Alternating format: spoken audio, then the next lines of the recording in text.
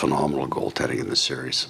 The numbers tell me I'm lying, but the final score says I'm lying, but the goaltending has been incredible because the game can break on slot pass to Sam Bennett, crack a bar. I mean, those are the ones that there's just everything is dangerous all the time. So there's a mental intensity, mental toughness. I think both teams show that the game's not going to be over till it is. You get 3 of 4 games in a final into overtime. You've got 2 really good, evenly matched teams. Raise your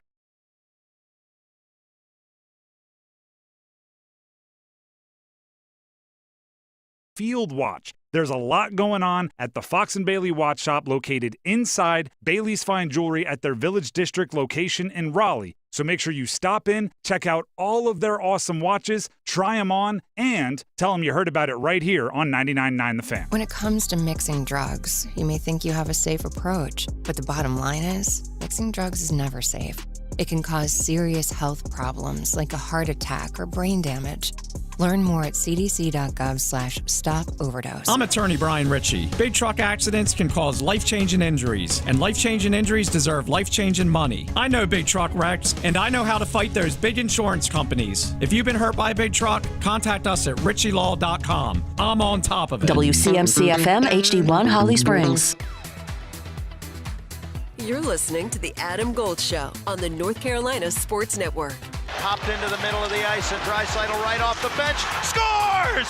Leon Draisaitl, I think, was trying to make a pass over to Corey Perry, and it went off the defender and in. The Oilers have taken Game 4.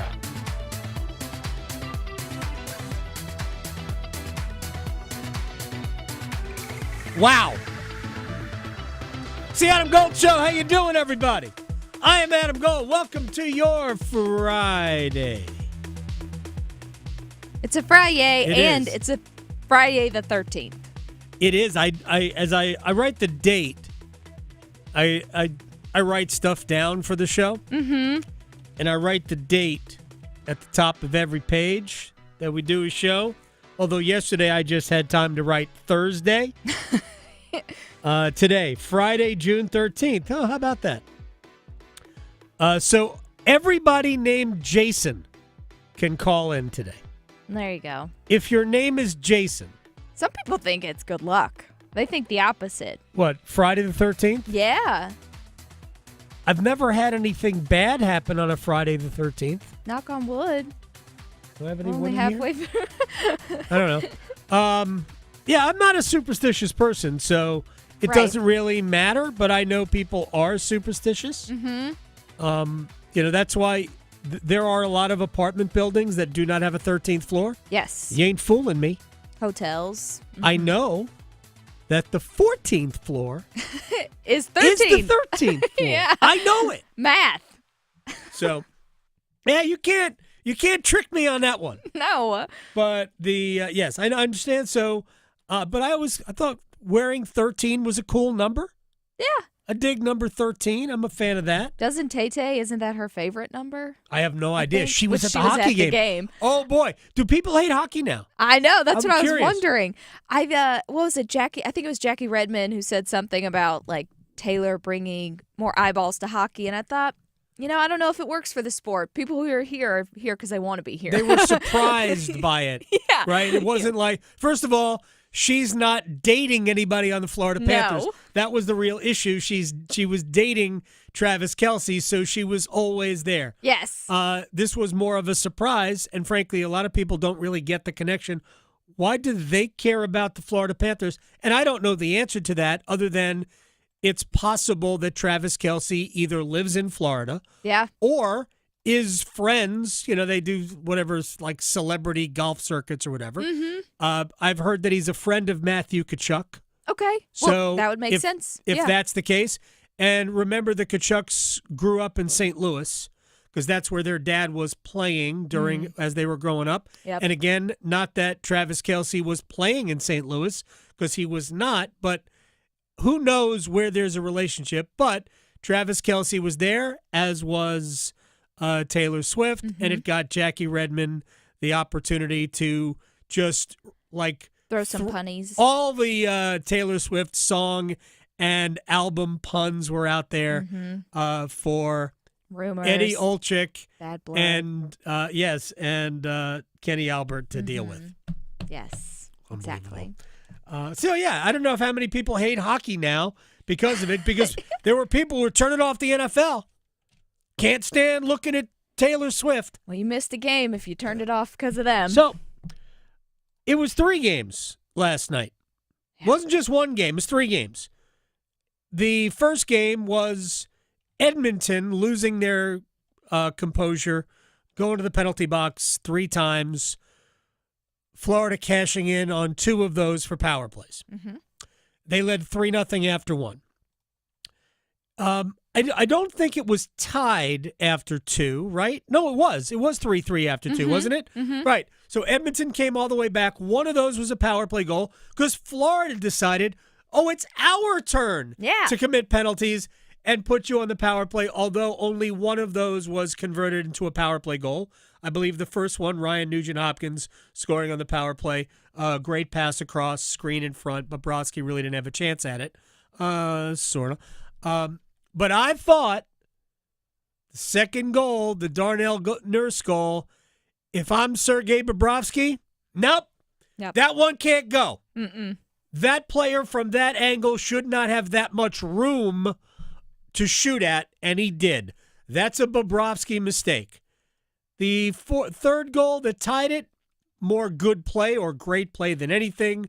The overtime, Florida went ahead, Edmonton went ahead on the Jake Wallman goal to make it 4-3 in the third period. An absolute rocket that I kind of thought that Bobrovsky almost didn't expect it for some reason. Like, he was almost there, and I think he could have gotten there. Regardless, great shot. And then 19 and a half seconds. It was the second latest game-tying goal in Stanley Cup Finals history, surpassed only by the goal in Game 2 when Corey Perry scored with basically a second less time left on the clock. So the 2 latest Stanley Cup Finals game-tying goals in history both happened in this series. It is crazy. It's the third overtime game goal. Leon Draisaitl gets his second overtime game winner. This was not supposed to be a shot. It was going to be a pass, but it went in off of Nico Mikkola's leg. This is why I was screaming shoot the puck at him multiple times in that game, because there were a couple golden opportunities where I felt like, buddy, you don't need to pass it right there. Yeah, Florida scored 3 goals in the first period in spite of overpassing the puck. Like, what are you doing? Just shoot it. You don't have to try to make a perfect play here. Shoot the puck. I'm watching Canes right now. Yeah, well. Unfortunately. Well, we are, but that's the thing, right? The Florida Panthers play very similar style to the Hurricanes. Identical, we can debate all day long, but it's certainly similar enough, and somehow they managed to get to the Stanley Cup Finals. It could just be that they have better players. Yeah, there's that. Maybe I could whisper that into existence. All right, we got a lot of stuff to do. Let's go.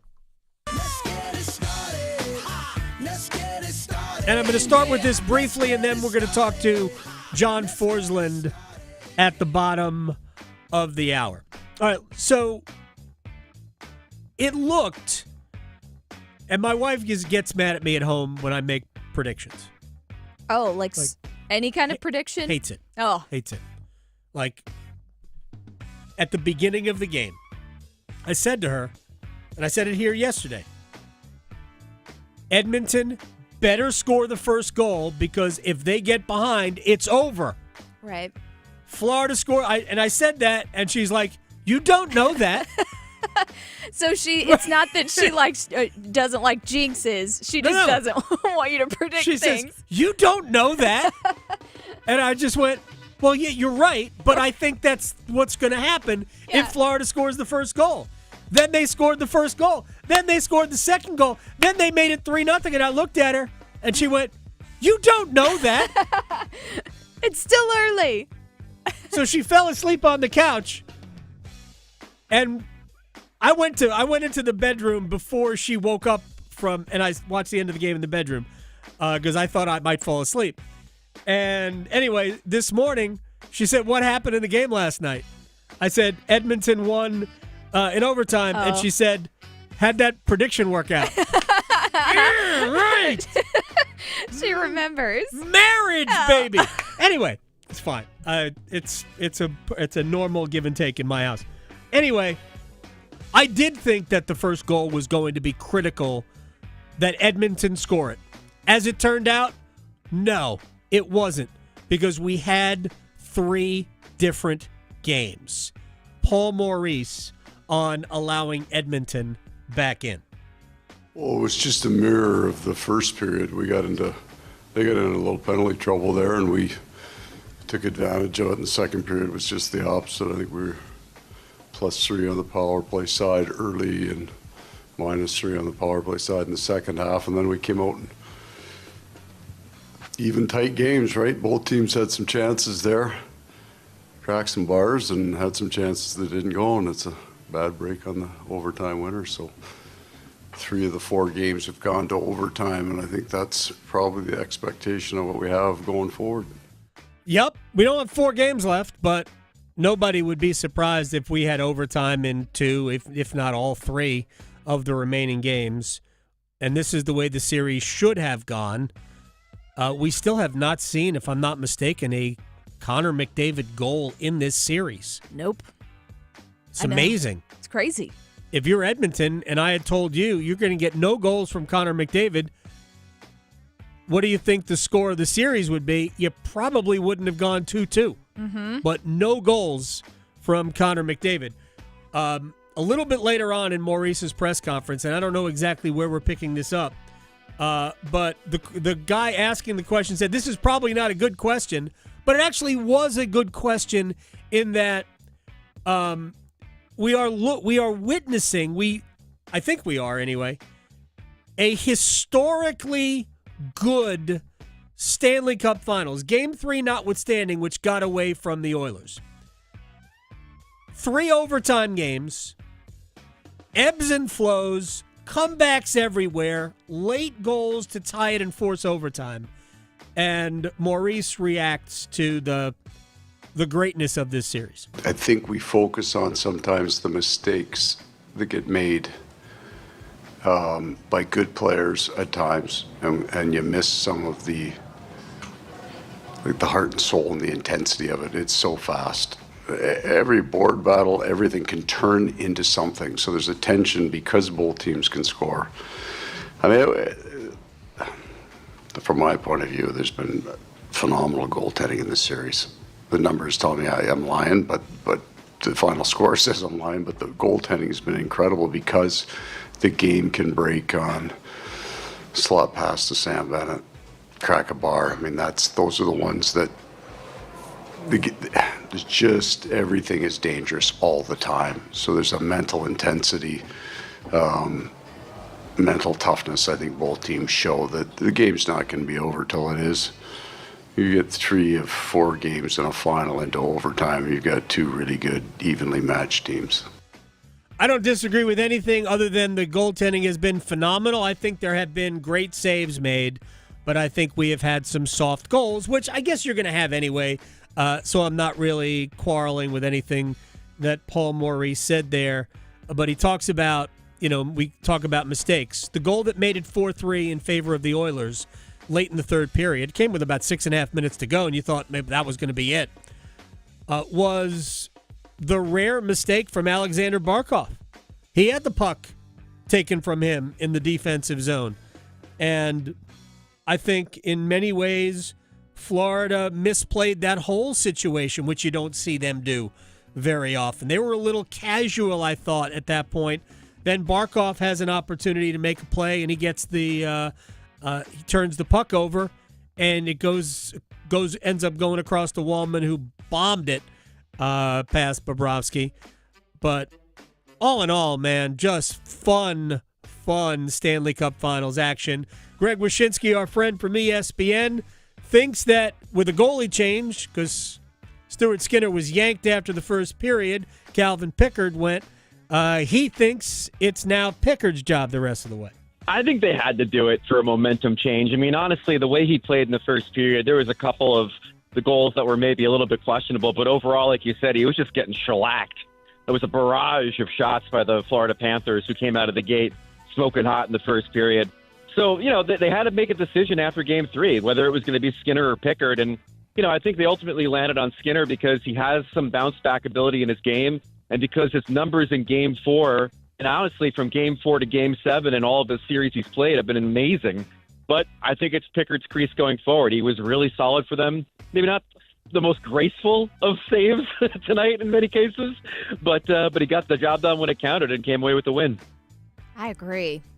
Yeah, look, sometimes I think goaltenders can get lucky with saves, right? But you also put yourself in position to get lucky. So you heard Paul Maurice refer to it, cracked a bar. So Sam Bennett, about 4 minutes into overtime, has an opportunity in the dead slot. His shot hits the glove of Calvin Pickard and goes and deflects up and hits the crossbar flush. If it's an inch lower, it's a goal. Flat out, it's a goal. An inch lower. If the shot is an inch higher, it doesn't hit the glove and it goes in straight. It goes in without being deflected. But it's that, you hear, all sports are games of inches. But it's really the fractions, the margins that decide this. And in some ways that was luck. But again, Calvin Pickard was in position to get lucky. And for everything that has gone well for Sam Bennett in these playoffs, that's one that didn't go well for Sam Bennett. But we get a Game 4, or rather a Game 5 in a 2-2 series, which means we're going to get a Game 6. Yeah, it does. And we're likely going to get a Game 7 because these two teams are evenly matched. More hockey. I said before the series, I want Florida to win. I am the rare Hurricanes fan that wants to see Florida win. I am absolutely rooting for the Florida Panthers. Yeah. But I thought Edmonton would win. Well, I picked them yesterday. You did. They were underdogs. I picked Florida yesterday. I picked Florida minus a goal and a half and over, which they're all going over, apparently. We're going to have no under games in the Stanley Cup playoffs. The Stanley Cup Finals. But, man, that was a blast. All right, let's move on. The Panthers wrapped up minicamp yesterday, and they have nobody holding out, unlike the Cincinnati Bengals, who their first-round pick, Shamar Stewart, because not to start this with the Bengals, but the Bengals are notoriously super cheap, and they're being super cheap with their first-round pick. Shamar Stewart, go get your contract the way it's supposed to be. Anyway, to the Panthers. Dave Canales, the head coach, on what he said to his team after the 3 days. The biggest thing that they have to realize is your vacation was after the season. You had 3 months off. We're in a ramp now to training camp. So with these 5 weeks, you have a week of kind of reloading. Then you got to just kick back up into your training and build off of the strength and the fitness that we have. Right? We have a very fit team right now to be able to have a several move the ball experience right here on our last day for the guys to handle that.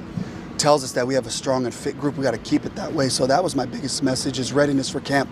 You can't count on camp to get you in shape. The nature of it, the mandatory days off. We have to be able to take advantage of every single practice. Somebody's losing their voice. Yeah, well, he's probably been celebrating. I know they're watching the NBA Finals and doing all sorts of stuff like that. Dave Canales is in his psychological bag.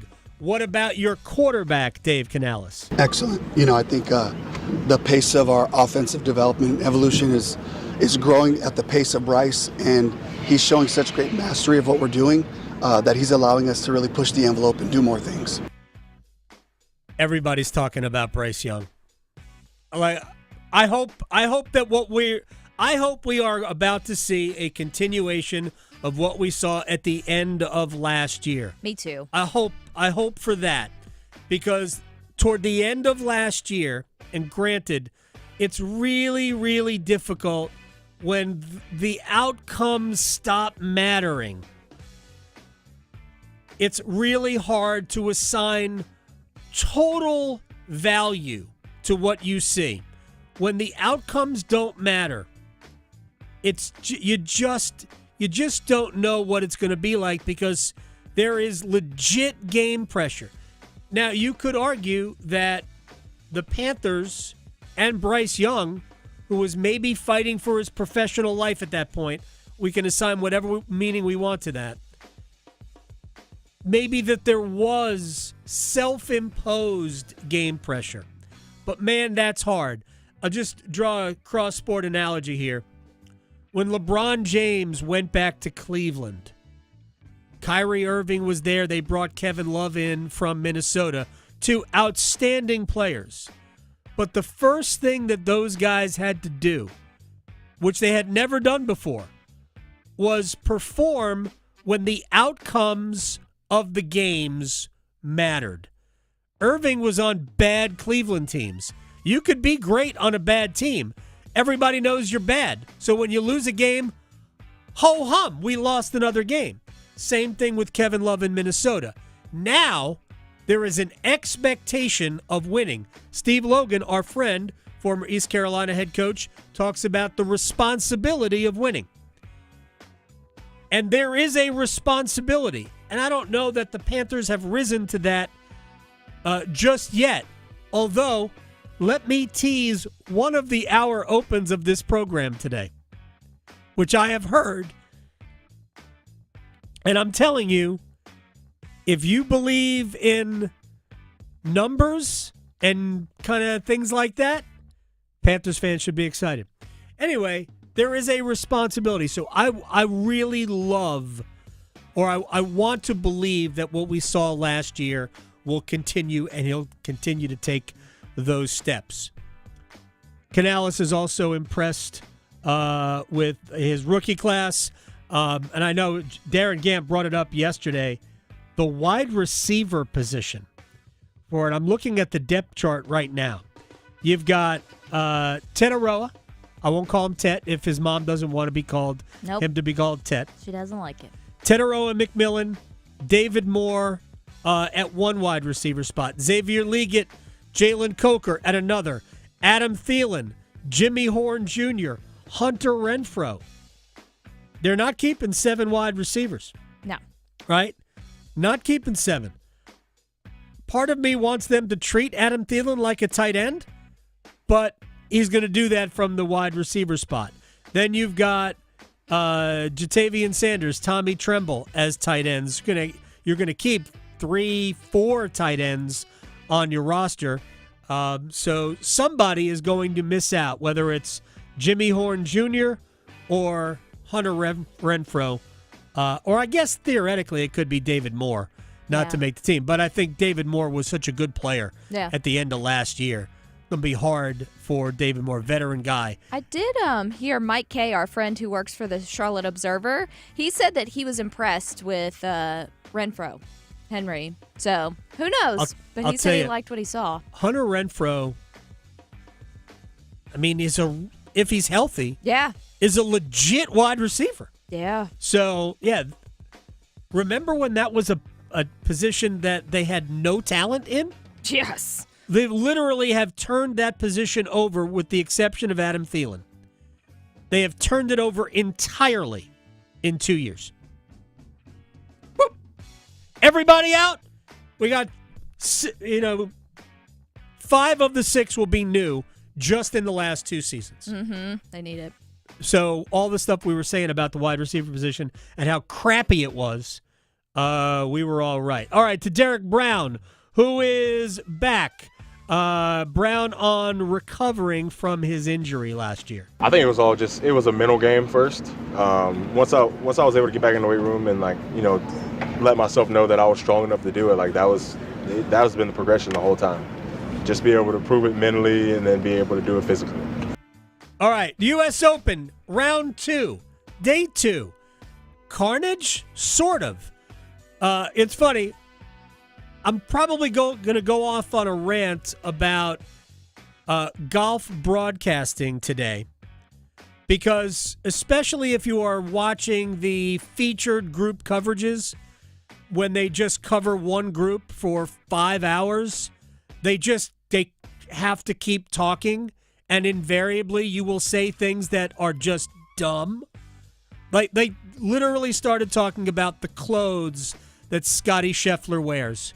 Okay. Oh, man, he's just so solid. You can just see in his clothes. He's just simple. It's just nothing flashy. Like, what do you want him to wear?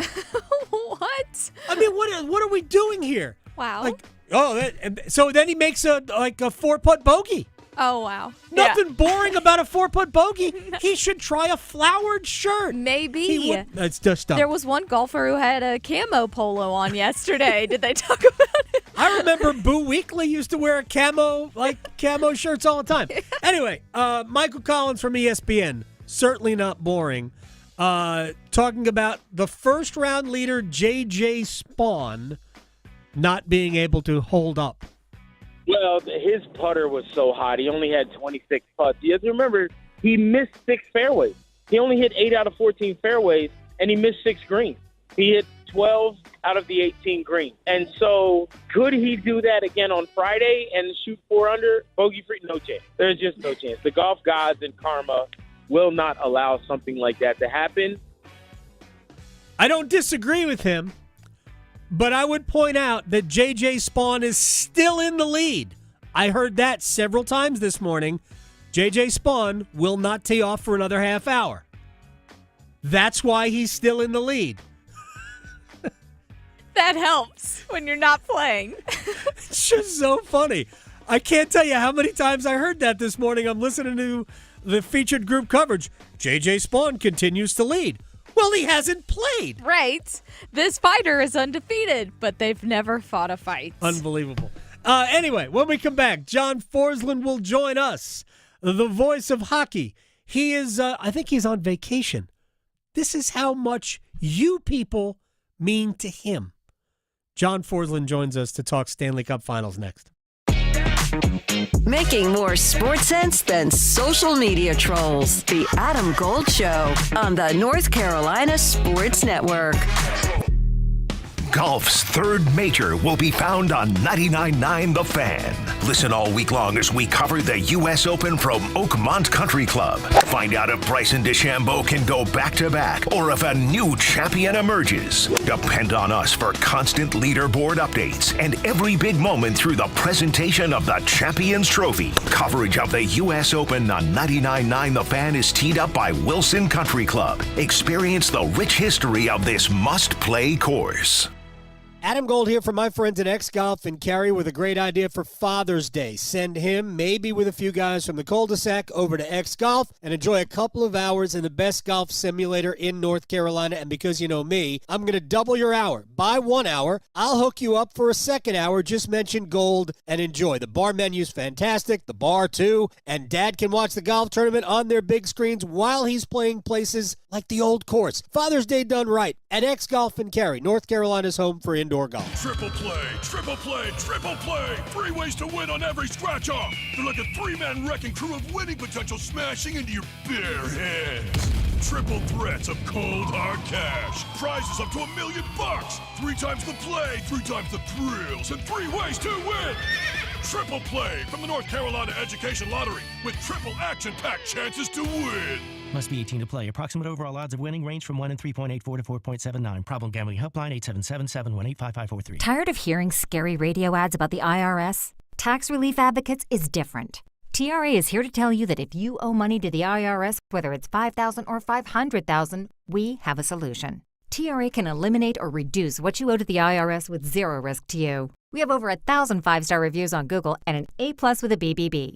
End your tax nightmare today by visiting TRA.com or call 800-583-6580. That's 800-583-6580. I'm still going for it, even with higher stroke risk from atrial fibrillation, an irregular heartbeat not caused by a heart valve problem. Over a 3-year study, Eliquis apixaban tablets reduced stroke risk better than warfarin, and over 97% of Eliquis patients did not experience a stroke. A first stroke occurred in 2.9% of warfarin patients versus 2.3% of Eliquis patients. Don't stop taking prescription Eliquis without asking your doctor. It may increase your stroke risk. Eliquis can cause serious and in rare cases fatal bleeding. Don't take Eliquis if you have an artificial heart valve, abnormal bleeding, or antiphospholipid syndrome. While taking, you may bruise more easily or take longer for bleeding to stop. A spinal injection while on Eliquis increases risk of blood clots, which may cause paralysis, the inability to move. Get medical help right away for unexpected bleeding, unusual bruising, or tingling, numbness, or muscle weakness. Medications such as aspirin products, NSAIDs, SSRIs, SNRIs, and blood thinners may increase bleeding risk. Tell your doctor about all planned medical or dental procedures. Learn more at Eliquis.com or call 1-855-ELIQUIS. Progressive has great customer service, and it's easy to reach us because great and easy is the way to be. Like salads. Great for you, and so easy you can put any group of veggies in a bowl and it's a salad. A full carrot with a head of cabbage? Weird, but still a salad. 1 radish and a couple of green beans? Also a salad. 14 blueberries, half an onion, and a sunchoke? Odd, yes, but an odd salad. So contact Progressive's customer service by phone, app, or online. It's great and easy, just like salad. Progressive Casualty Insurance Company and Affiliates. 1 in 4 Americans have a disability. I'm one of them. I'm also a working mom who cares deeply about making sure every child with a disability thrives by getting their access needs met. We've got a trusted ally by our side.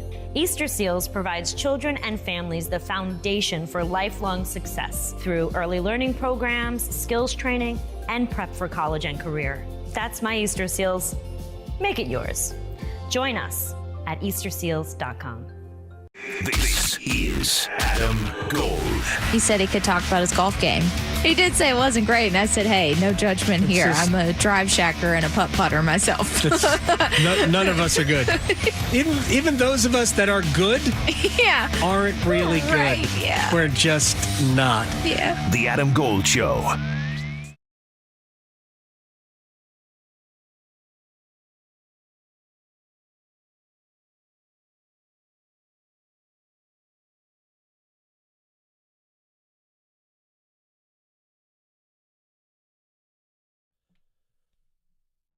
It's the Adam Gold Show. I am Adam Gold. Victoria on the 1s and 2s. The 1s and 2s that didn't want to play. No, we have zeros and zeros. See? It's Friday the 3rd. I was playing Superstition, too, because it's Friday the 13th. There you go.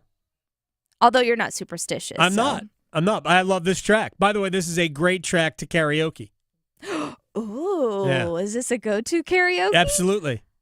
It's a good one. Absolutely. Stevie Wonder's a good great karaoke. track to karaoke, by the Yes. way. Anybody that has seen me karaoke, and I'm not saying any of you have, I have done it a fair amount. Is it like the Rory McIlroy karaoke? Oh, no, I would never karaoke a Journey song. I'm not even a big Journey fan, but you can't hit that note. That's bold. That's a bold move. Journey? Don't you think that's why Steve Perry's pants are that tight?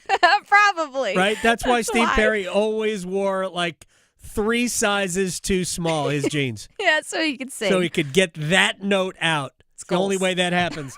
John Forsland's driving along en route to a vacation going, why did I get mixed up in this? The voice of the Seattle Kraken, TNT, Prime Hockey in Canada as well joins us. How are you, sir? I'm almost off the road after this Steve Perry conversation. I mean, but think about it, right? Doesn't that make sense? It does. It does. And for somebody that got the opportunity to see him live at one point in my life, I can relate to that. Yeah. John Forsland is joining us here. It's funny. I texted you yesterday because I really thought Florida was going to win. Based on what happened in Game 3, I thought Florida was going to win Game 4. And I wanted to talk about this in a historical sense, but I think we still can.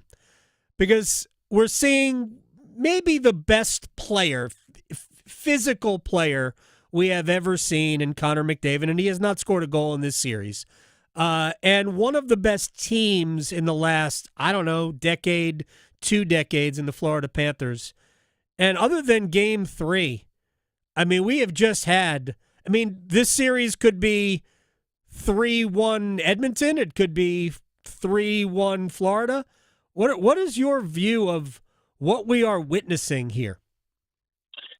Well, I don't recall a final, certainly a final series where, as you watch it, you're convincing yourself that one team is way better than the other, and then within the same game, it changes, and then you're telling yourself, well, wait a minute, this team's way better than the other team. So it's been weird that way, weird in a good way, but I think it's going to really settle into who can maintain the best level of conventional hockey moving forward. And I say that because penalties have clouded the series. Both teams, if you hand either team a power play, you're going to hand over momentum. And that's, I think, what's certainly last night, that's what led to Florida's first period and Edmonton's second period, was the fact that, you know, when you hand over momentum because you're taking penalties, why do that? So whichever team can figure that one out, and whichever team wins the net, and that'll be interesting the last 2 or 3 games of this thing, we'll see where it goes. John Forsland is joining us here. Let's just deal with the net real quick. Does it have to be Calvin Pickard the rest of the way for Edmonton? It just has to be at the start of the next game, you know. And I think there's 2 things involved here. If Stuart Skinner was a goaltender that of the level of Sergei Bobrovsky, then there'd be concern, right? Then you'd be wondering, well, what are they going to do? And certainly in Florida's case, they really don't have an option. You know, Vitek Vanacek hasn't played at all in the playoffs, and he's a well-traveled goalie. He's a second goalie and all of that. Edmonton basically has 2 guys who they love as individuals, a team, and they're used to this. They're used to going back and forth. They're used to going back and forth within the playoff year. So not as big a story as it could be. It's just that Cal Pickard is that mindset of a guy who can come in the throes of the most pressurized situation and deliver the performance that he did. I'm not sure Skinner's good at that. Skinner's good at starting games in the clutch and performing well when people count him out. Right. So whenever he sees it again, that's what happens. And like I said before, the room loves both guys. They absolutely play for each one the same way. Both kids are remarkable stories. Both kids, and Skinner and Pickard, have had a hard journey to get to this place. So everybody's kind of pulling for them. But I think it's business as usual. That's why a change after one period, it could have something to do with Skinner. It could have a lot to do with how the team was and just a wake-up call. And that's an option for Chris Knobloch that Paul Maurice does not have. Yeah, it's I didn't feel the same way about Chris Knobloch as I felt about Pete DeBoer when he went and pulled Jake Ottinger after 2 goals, especially the way he talked about it afterwards. I felt like maybe Pete DeBoer was done being the head coach. He thought maybe, I'm tired of being the head coach of the Dallas Stars. I need to fire myself. I don't want to explore that just yet. John Forsland is joining us here on the Adam Gold Show. To me, the turning point, we could point to the Ryan Nugent-Hopkins power play goal that made it 3-1. But I really thought it was the Darnell Nurse goal, because of all the goals that were scored, that's the one where I thought, man, that one really can't go from that angle to allow that much room above your shoulders. I thought that's the one that Bob, when he looks at on video, probably says, yeah, I shouldn't have let that one go. Yeah, and that's the only flaw I think Henrik Lundqvist kind of alluded to going high to on Bobrovsky, but that's one Hall of Famer analyzing another Hall of Famer. And I really believe, as an observer of this, when you watch Bobrovsky, the only time there's any breakdown is when the side-to-side is overplayed just a little bit, and that's what ends up happening in that situation there. And, of course, the Nurse goal comes after Lundell gets an opportunity to make it 4-1, and we're probably we're having a conversation, which is always good today, but it's probably way different than how we're speaking about the series. So that turned everything into a different situation. The Nurse goal gives them more desire, more hope and belief that they can come back. But as we saw last night, I mean, the Oilers have the most comebacks of any team in this playoff year, and that's kind of the way they are. It's kind of the way their season was. So it's, again, business as usual. So I do want to dig into the because whether Florida wins this or I mean, I guess it has to be if Florida wins it. As I talk myself into the right part of this conversation, because I look at Florida as a historically good team. You know, if they were to win this again, I mean, to me, I put them in like a similar category to maybe the Penguins teams that went back to back, or the Red Wings teams that won, 3 out of 4 or whatever that was, or the Blackhawks of the early teens. Yeah. Like, I think this Florida team is that good. They are, in Tampa Bay too. Within the salary cap era. And I think when you take into account the cap and what it's done to how the game's played, how it's built, how the teams are built, and how they go through these cycles that last about 10 years for the good or the bad, I do believe, like I think our last conversation, that the Islanders of the 80s and this edition of the Florida Panthers are, and I've been thinking a lot about this, maybe too much. They are very, very close. Like Sasha Barkov is Brian Trottier. Matthew Tkachuk is Clark Gillies. Reinhart could be kind of like a Bossy. Maybe he's got to do a lot more in his career, but he's capable of scoring 50 goals. Yeah. Bobrovsky's Billy Smith. And they beat you physically. They beat you with skill, but they haven't beaten the Oilers yet. Right. And this is going to be very interesting tomorrow night. It really is. I got to think the upper hand, at least for now, is with Edmonton going home. That's quite obvious. But Florida, as we saw in the previous series and throughout the playoffs, they love it on the road. They do. It might be a better spot for them to simplify their game and get it done. What do you think leads to that? Because Florida has been a better team away from home. And do you play with less fear on the road? Does it free you up on the road because maybe less is expected? Well, when you're on the road, your job is to be a silencer.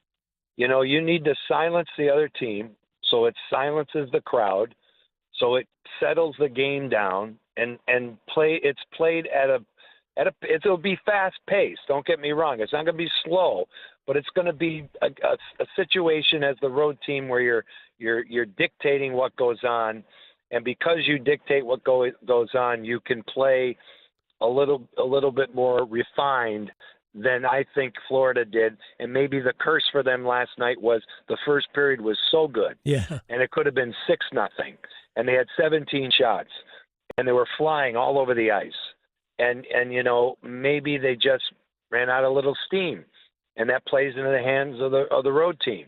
So it's a firestorm tomorrow night when the game starts. But that's okay if you're Florida. With all their experience, they've been there, they understand it. It's the third year in a row. They're in the last series. They get all of that. They just need to be silencers and get to their game with discipline. Because, again, when you play with a lot of exuberance and adrenaline and you're running around, you're probably going to end up taking penalties at some point. The Oilers will put you in that position, and the Oilers have been victimized by their own lack of discipline in this series. So I expect both teams to buckle down tomorrow night, get the officials out of this, and that might be better for Florida just based on their DNA. Yeah, 5-on-5 hockey, I would think would benefit the Florida Panthers as well. I think we have seen a record for high sticks in this series. It seems like every penalty was a high sticking yesterday. What do you make of what Brad Marchand has brought? They didn't need leadership. They didn't need that. They have all of those elements, but it just seems like Marchand has been, the cherry on top of all of it. I think he needed them, believe it or not, more than they needed him. And I think I say this because I think what happened in Boston was too much of a burden of responsibility, too much of the past, too much of I'm the new captain and it's on me. Right. And the Bruins just weren't good enough to a man in their top 6 that put him in a position to be a difference maker. So that fizzles and goes away, and he ends up walking in there. Remember, he's injured when he gets there at the deadline, so he doesn't play right away, but he does get to know everybody, probably more than if he were in the lineup. So he gets to know the healthy extras and the guys who are hurt on a deep basis because he's practicing with them. He gets to know the room. He gets to walk in and say, wow, these guys are way more legit than maybe I gave them credit for. Their culture might be better than I gave them credit for. I like this, because, he's a winner. And he's going to be in the Hall of Fame, I believe, someday. Oh, yeah. And so he brings that to their room, and then he takes that, and he's like now part of it. So then because now he's part of it on a third line with 2 really good young players, but a line that's outscored at times the first 2 lines, he's just a part of the equation which lifts his game. If he went to a team where there's all kinds of pressure and you have to be our savior, he's probably not at a stage of his career where he can do that. But he can certainly be a piece. And when he walked in there, I think he realized I got built-in respect for every single one of these guys because of who they are, and now I'm just joining a party. John Forsland, before we let you go, I look at this series, and you've got great depth on Florida's side. I don't think you've got that same depth. You've got the highest end you could possibly have in McDavid and Draisaitl. I just wonder if the next line of player, other than Ryan Nugent-Hopkins, in terms of their character and reliability, is at the same level as Florida's. Is that fair? And I think it's really fair when you consider they missed Zach Hyman, and now I think we'll see how much they miss him in games 5 and 6 and maybe 7. I think Nugent-Hopkins is injured and not 100%. God bless Corey Perry because I didn't see this coming. I didn't think he could play at the level he's played at and score the types of goals and make the plays that he's been able to make. I knew the leadership would be there, but again, he's another one of these, 40-year-old players that's really been a difference maker. It's Evander Kane, and is Evander Kane going to be a positive Evander Kane, or is he going to take dumb penalties and cost his team? That remains to be seen. And then there's others, Henrique and Skinner and Frederick, and you know what? That Podkolzin has been a good player. Yep. He's been a good physical player, and I think that's helped them. But I'm with you. That's the key here because the balance war and the box that's checked for that definitely goes to Florida, even though the 2 best players in the world can override all that at any time. Yeah, we have not seen a Connor McDavid goal yet in the finals. John Forsland, enjoy Maine. The Granite State, right? Yeah, no, that's the New great Hampshire. State of Maine. The New Hampshire's the Granite State. No, vacation land. So it must be vacation time. It must That's why be. they call it that. My gosh. You deserve it. Thank you so much for your time. buddy. I'll talk to you soon. All right, talk soon. John Forsland here. I got my state nicknames wrong. New Hampshire is the Granite State. That's close. It's Friday. It's the right 13th. next door. Yeah. It legitimately is right next door. All right. One-timers next. Questioning goalie interference calls since day one. The Adam Gold Show on the North Carolina Sports Network. At North Carolina Farm Bureau Insurance, you're more than a policy, you're family. With offices in every county, we're close by when it matters most. Our local agents customize coverage to fit your life. And our award-winning claims team delivers fast, quality repairs. It's no surprise Forbes ranked us the #1 auto insurer in America. North Carolina Farm Bureau Insurance. Helping you is what we do best. Why choose a family physician? Because they provide healthcare expertise for the entire family, care for acute and chronic disease, treat all ages, and most importantly, keep you healthy. In fact, adults with a family physician have lower healthcare costs, better health outcomes, and are hospitalized less frequently. Family physicians, your trusted healthcare advisor. for you and your family for life. Brought to you by the NC Academy of Family Physicians. It's the first day of the first grade, and she found a new best friend. It's a laid-back Sunday afternoon you wish would never end. The homemade taste of Bluebell and good friends gathered round. The good old days are being made right now. Bluebell Groom's Cake Ice Cream is renewing its vows on the frozen aisle. Milk chocolate ice cream with chocolate cake pieces, chocolate-coated strawberry hearts, swirls of strawberry sauce, and chocolate icing. See you at the reception. The good old days are being made right now. The good old days are being made right now. Look for Bluebell ice cream at your local grocer and pick up your favorite flavor today.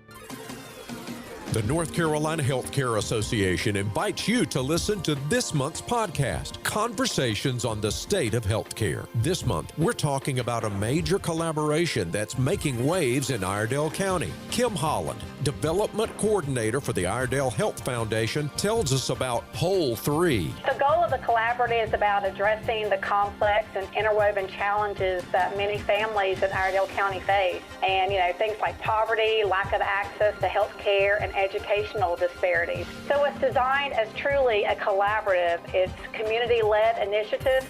We're bringing together schools, nonprofits, health systems, and families to build a system that actually works for families, not just around them. Learn more and join our latest Conversations on the State of Healthcare wherever you listen to your favorite podcasts. And learn more by visiting nchealthcare.org. Healthcare? Why? Why is it so hard? Healthcare is broken. At Blue Cross and Blue Shield of North Carolina, we get it. Really? Really. That's why we're making healthcare better for all, starting with you. Really? Really. We're making plans easier to navigate by putting all your benefits, prescriptions, and details on your computer and phone. Convinced? No, but it's a start. We'll take it. Blue Cross North Carolina, making healthcare better for all, starting with you.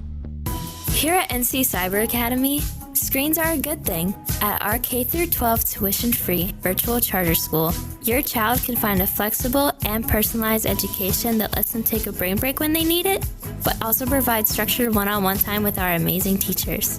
But we also power down our laptops for in-person activities with fellow students to build community.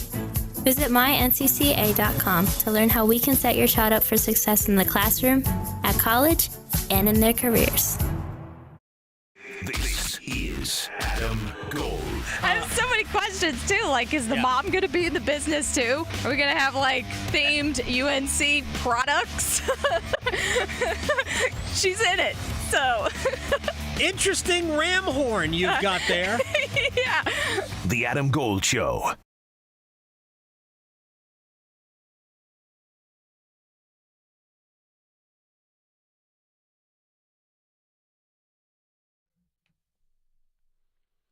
It's the Adam Gold Show. I am Adam Gold. Victoria on the ones and twos.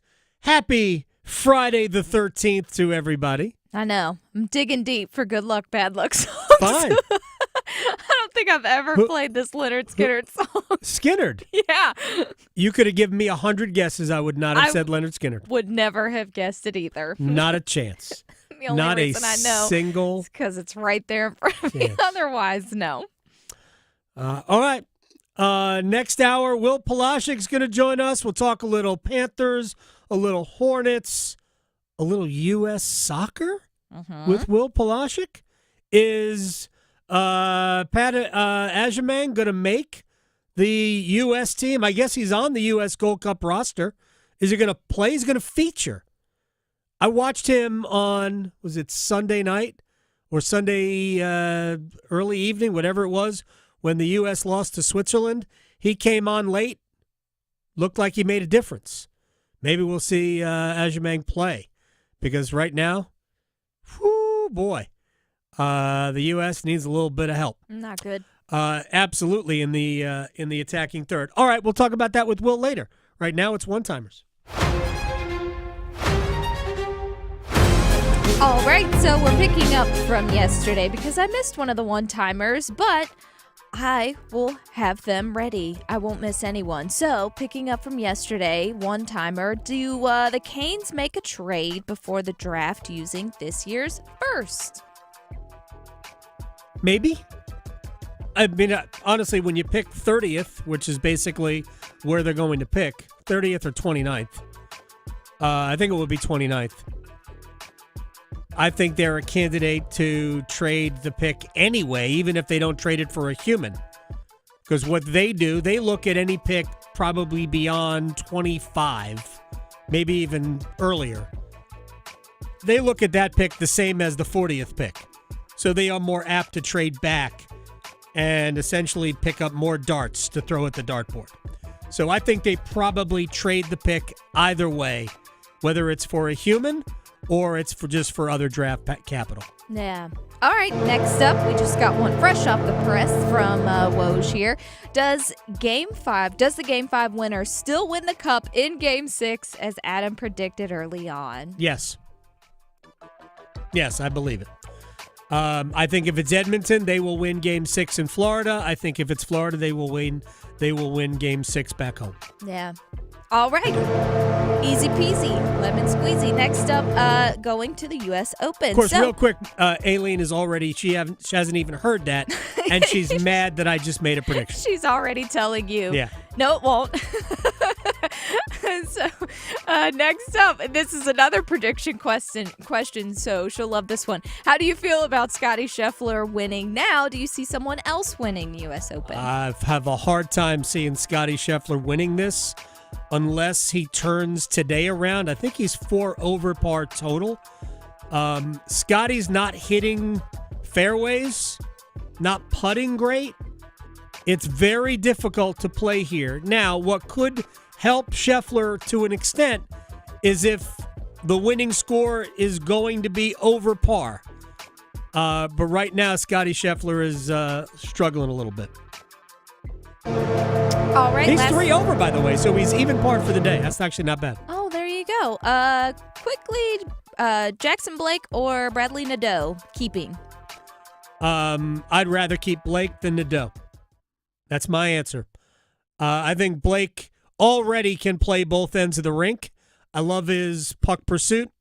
I haven't seen that from Nadeau. Talking sports so you don't have to pretend to know stuff.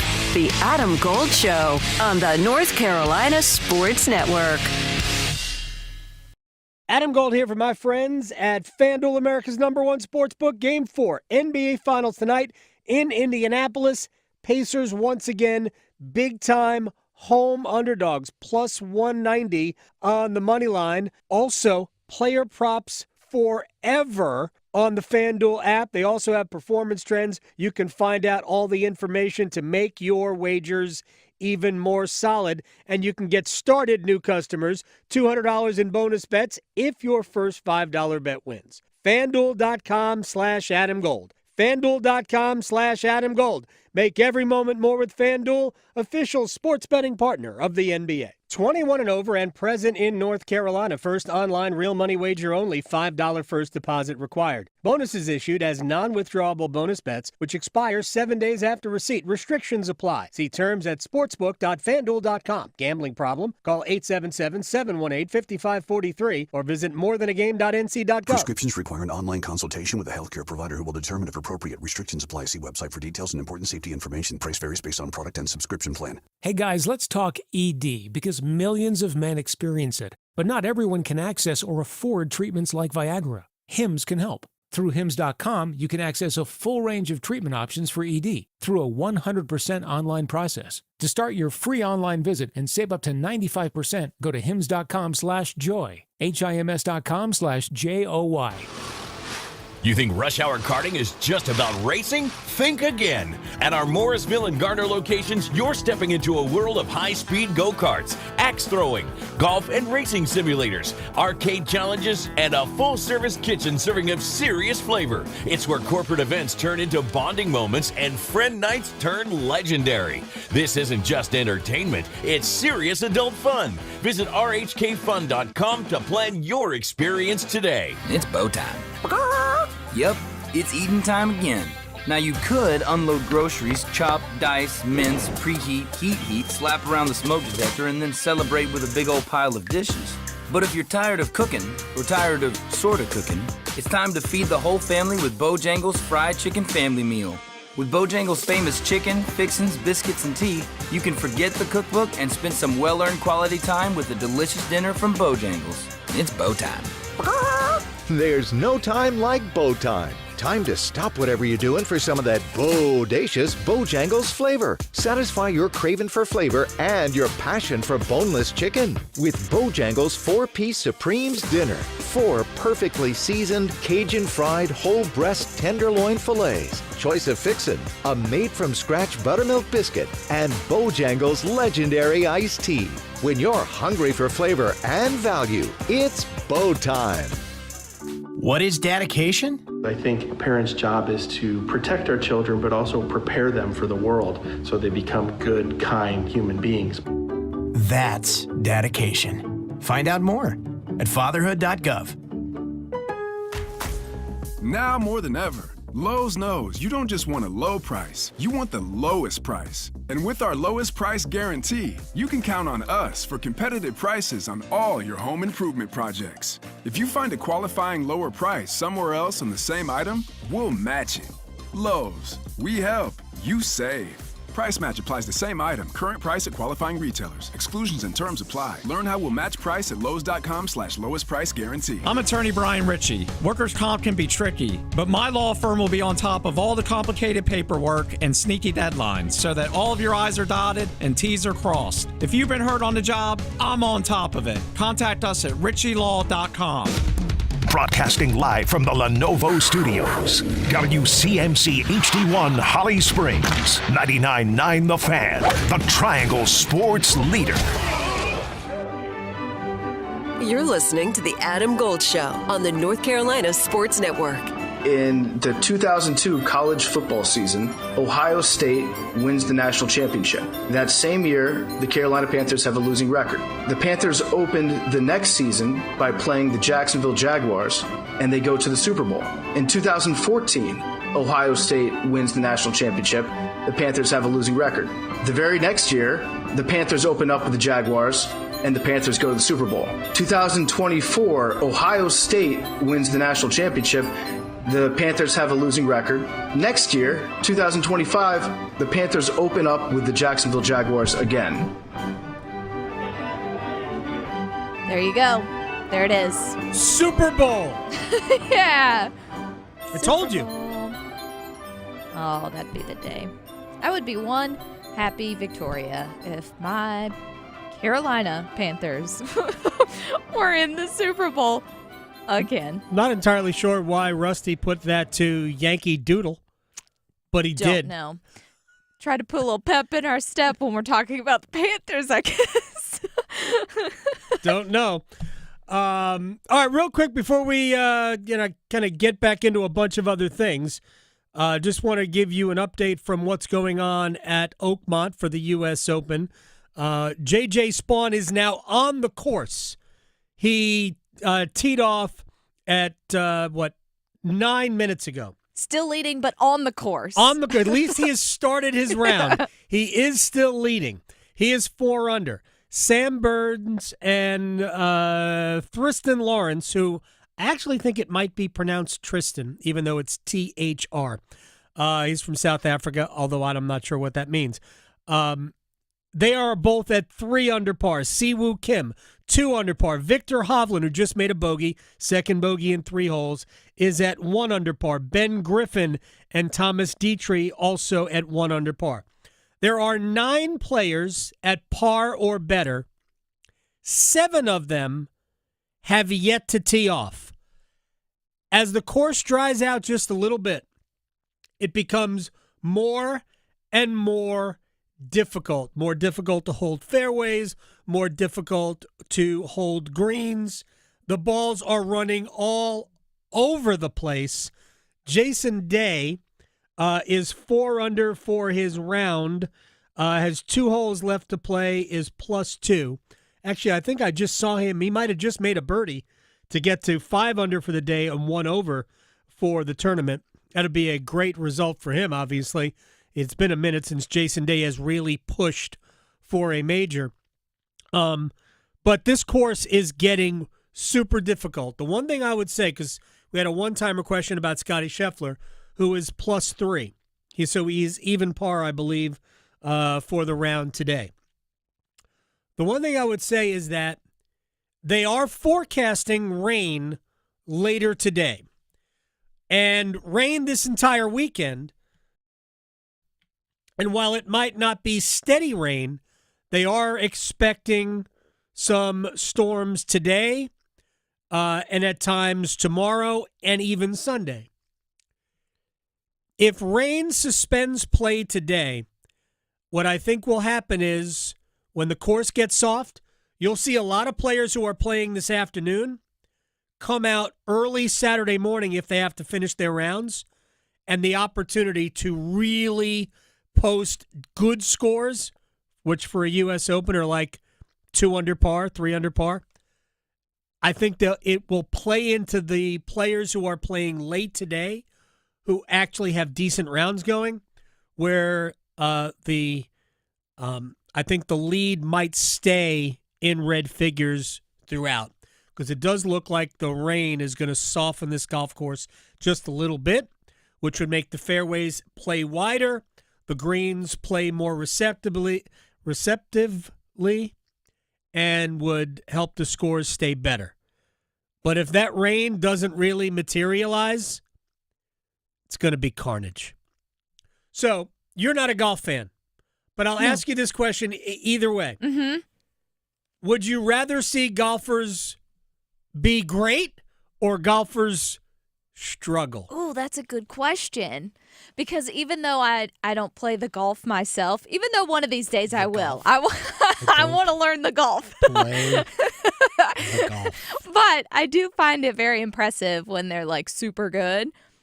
But everyone loves a good flop too. So probably the flop.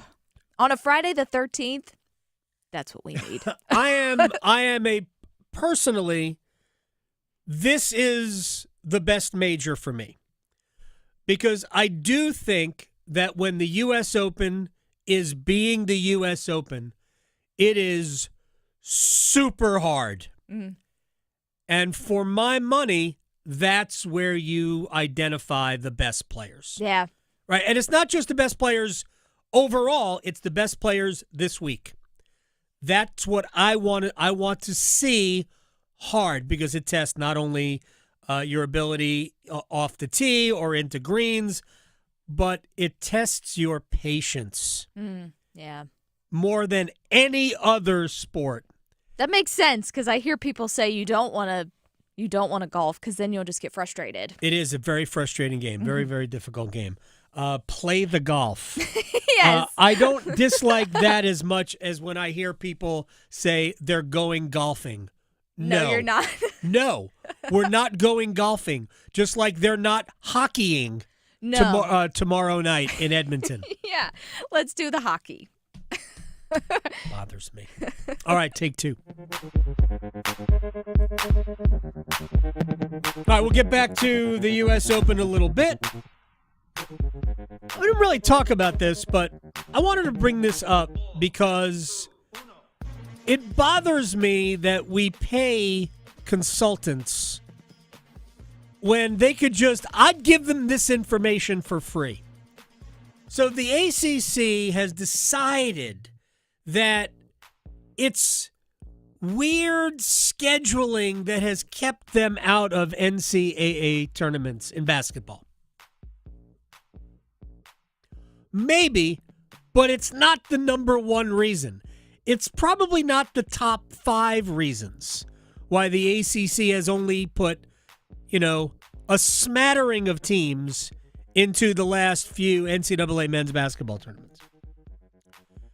But they shrunk their conference basketball schedules from 20 to 18, which I think is proper. I would go further, but doesn't matter. And they have actually decided that it's not that important for every school to play every other school during the regular year. In fact, with 18 teams in the league, because Notre Dame is part of the ACC for basketball, we have 17 teams in football, 18 in basketball. With 18 teams in the league, you're playing the other 17 teams, you're playing 2 of them twice. In Duke's case, it's North Carolina and Louisville this year, which actually works out really well because Louisville should be very good and Duke should be very good, as North Carolina should. And you're playing everybody else once except one team you're not going to play at all. And I'm like, that's a breakthrough. Because there's zero reason why you have to play every team in the league. In football, we don't play everybody. In baseball, where they play 1 billion games, we don't play everybody. So where is it written that you must play everybody in basketball? We should not. But where the ACC blew it, in my opinion, is that, one, if you're going to be random, and I'm not saying they just pull it out of a hat, in who that second opponent is that you play twice, you should make it so where you're setting up good matchups. Like, if you're UNC, I think your second matchup is Syracuse. I don't know if Syracuse is going to be that good. Why shouldn't UNC's second matchup, first of all, they should always play State twice and Duke twice. But wouldn't this year be great for a UNC, NC State, home and home? Since doesn't it look like NC State's going to be good? How does the league not get this? And no offense, I'm not trying to be dismissive of Wake Forest here. I get why State and Wake play each other to fine, whatever. But while they're the Big Four, they were always kind of the lesser part of the Big Four. I don't get why State and Carolina isn't an automatic you should play twice. I don't get it. Frankly, Duke's second opponent should probably be State for a home and home. It wouldn't be, especially if State's going to be good. What did I say last week, the week before that? I would make my schedules for TV and fans. I don't care about anything else. TV and fans. By the way, State's secondary opponent, other than Wake, is Virginia. Okay. Yes, I know. They're relative. It's close. It's a border state. And if we were talking about the Terry Holland Virginia teams, R.I.P. Terry Holland, we were talking about those Virginia teams, or even the best Tony Bennett teams, I'd be like, okay, it's fine. But we're not. Why can't we get this right? It shouldn't be that hard to schedule appropriately. Apparently it's hard. By the way, ACC, SEC Challenge, men's side, State's at Auburn. That should be fun. UNC at Kentucky. Ditto. Florida at Duke. Very nice. And I'll just throw Wake Forest in here. Oklahoma at Wake Forest. Who knows? Women's, State's at Oklahoma. LSU at Duke. Well, that should be a good one. UNC at Texas also should be an absolute blast to watch. All right, NBA Finals, Game 4 is tonight. So, I'm of the mind that we have Hornets. Okay. We're going to talk about Hornets with Will. Yeah. Will Palszczuk. It's the only NBA only graphic NBA we have. logo we have. Are the Hornets still in the NBA? Yeah, I think so. Last I checked. Man. I have to Google it. I apologize for that. So, part of me wants to be confident that Oklahoma City really is the better team and they're going to win this game. But I am not confident in anything about Oklahoma City right now because I am not confident that whether it's Jalen Williams, either of them, they have two, or Chet Holmgren or Lou Dort. I am not confident that they will provide what I am confident that Indiana's supporting cast will provide to Tyrese Halliburton. I think I heard Magic Johnson say that he needs Tyrese Halliburton to score more. Here's what I think about Halliburton. I think he scores when he has to. That's what I believe about Halliburton. I think he can score as much as he needs to. And that is, to me, a rare ability that you don't have to be the alpha, or you can be the alpha without scoring the most points. I think Indiana has more ways that they can beat Oklahoma City. And that's where I think we're going to see the difference tonight. I think Indiana will win this and take a 3-1 series lead. That doesn't mean they're going to win the series. I think they win tonight. I think the way they played on, Wednesday? I think that carries over to tonight, and they win this game. But again, somewhere my wife, without listening, is going, stop making predictions. You don't know. Right. And she's right. Just I don't know. reminder. I just think. Right. I just think. You just think out loud. All right. Will Palszczuk's going to join us on the other side. Maybe we'll talk a little Hornets. Probably not. Panthers. I want to get into that with him.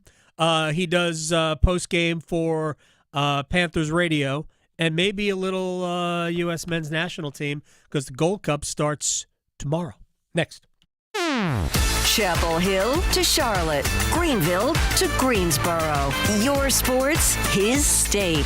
The Adam Gold Show on the North Carolina Sports Network. Champions are crowned in June. The NBA Finals. A follow slam by Obi Toppin, and the Pacers have matched their largest lead up 7. The Stanley Cup Finals. Draisaitl right off the bench. Scores! Leon Draisaitl, I think, was trying to make a pass. And it went off the defender and in. The Oilers have taken Game 4. The U.S. Open and the College World Series. Your home for championship action all month long. 99.9 The Fan, the Triangle Sports leader.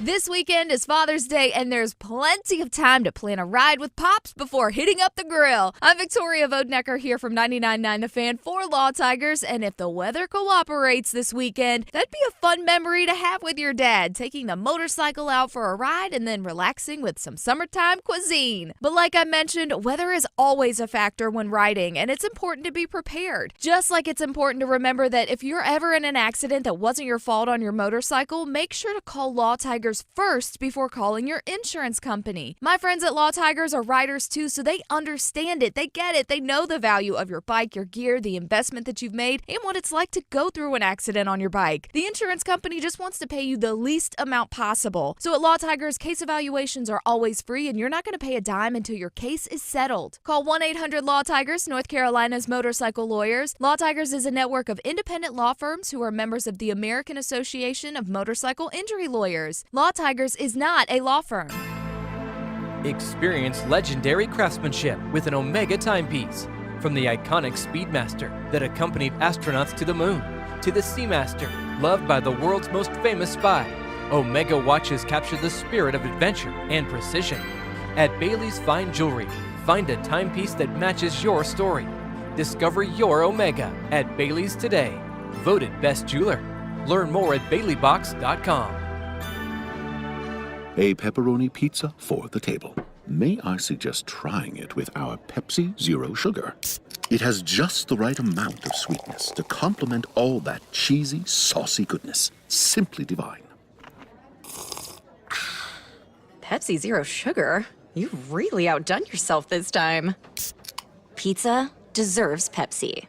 Handy Hugo's has a refreshing deal. 2 1-liter Pepsis for just $3. Quench your thirst at Handy Hugo's today. Hey, it's Victoria with 99.9 The Fan with a Men's Health Month tip from WakeMed Heart and Vascular. Each year, smoking causes more than 480,000 deaths in the United States. That's nearly 1 in 5 deaths. Those aren't odds you want to play with. Don't put off kicking the habit. In just 1 year after quitting, a person's risk for coronary heart disease decreases by half. Learn more about how you can quit and get started today, plus other ways to care for your heart at wakemed.org. What sounds like a fun weekend? Let's rent e-bikes and have a picnic. What does not sound like a fun weekend? We need to fix the gutters. Let's make 6 trips to the hardware store and still end up with leaky spots.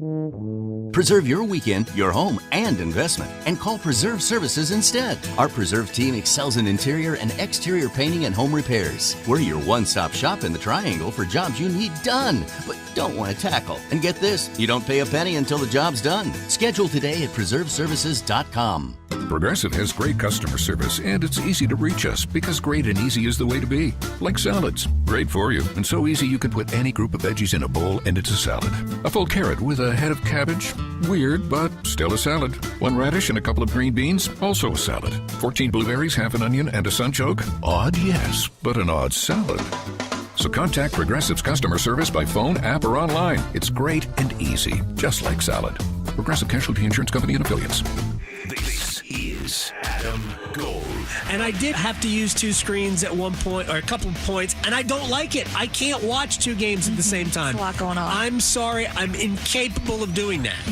Because there were times where, I forgot this other game was on in front of me. Yeah. The Adam Gold Show.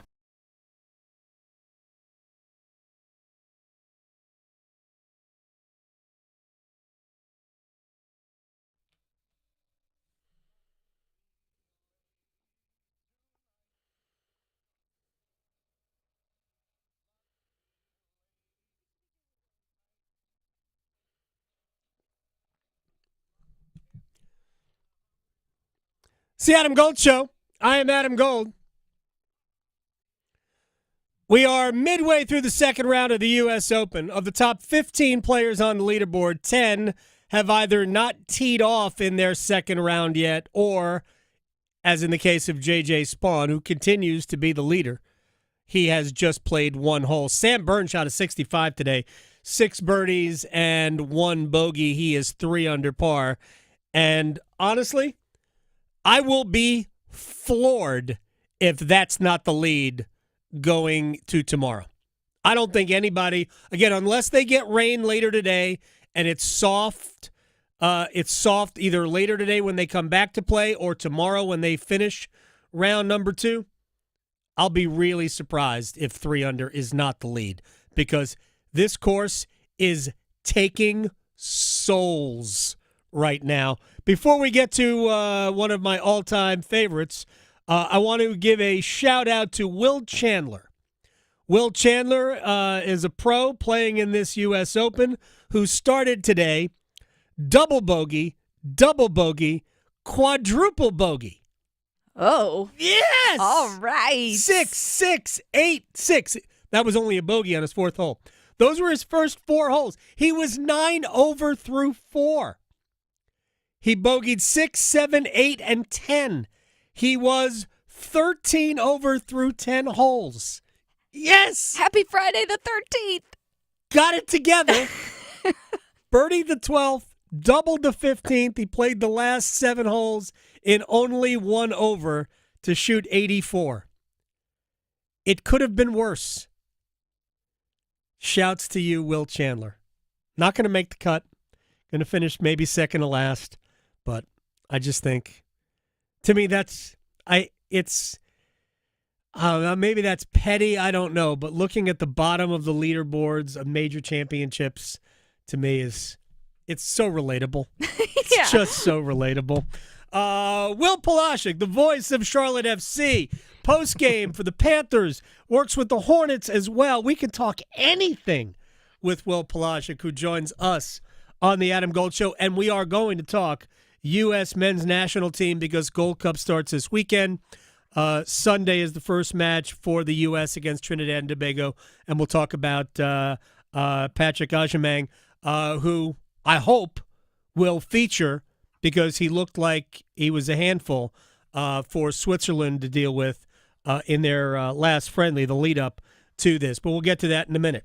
Let's talk Panthers first. Your takeaway from 3 days of minicamp and the buzz coming out of things on Mint Street. The biggest thing, Adam, first of all, thank you for having me. I didn't take you for a sadist when it came to golf, but I appreciate that. It's relatable. It's not being a sadist. It's relatable. That's true. I think the best thing from the Panthers' perspective, no major new injuries, I think is the best part about that. We did not see Derek Brown, unfortunately, but from what he told us yesterday, he should be good to go to be cleared by the time we start training camp in July. So that's a very positive thing. I think you saw the implementation of the chess piece that Trevon Mayrig, the new safety, is going to be. Yeah. And I think also when it comes to just its defense, I know that we who cover the team maybe feel a little bit more concerned about some depth concerns at corner and safety. They seem to be okay with it at this point in time, although, again, I'll reserve my judgment until I see them play on the field for the first time. But at the same point in time, they feel good about that part. And it's just I like that we are not really talking about the quarterback in terms of, yes, it's a big season, but I think there's a more of an assuredness when it comes to him than maybe there has been in years past, definitely than years past, but even so, more relatively, it does feel like if there are questions about him, they're further down the ledger than they might have been ordinarily in preseasons past. Will Palszczuk is joining us here on the Adam Gold Show. I talked about this earlier. I don't know, and let's have this conversation. I don't know what real importance to place on what we saw the last few games of the season for this, from this standpoint, is that the outcomes of the games didn't really matter. So, very true.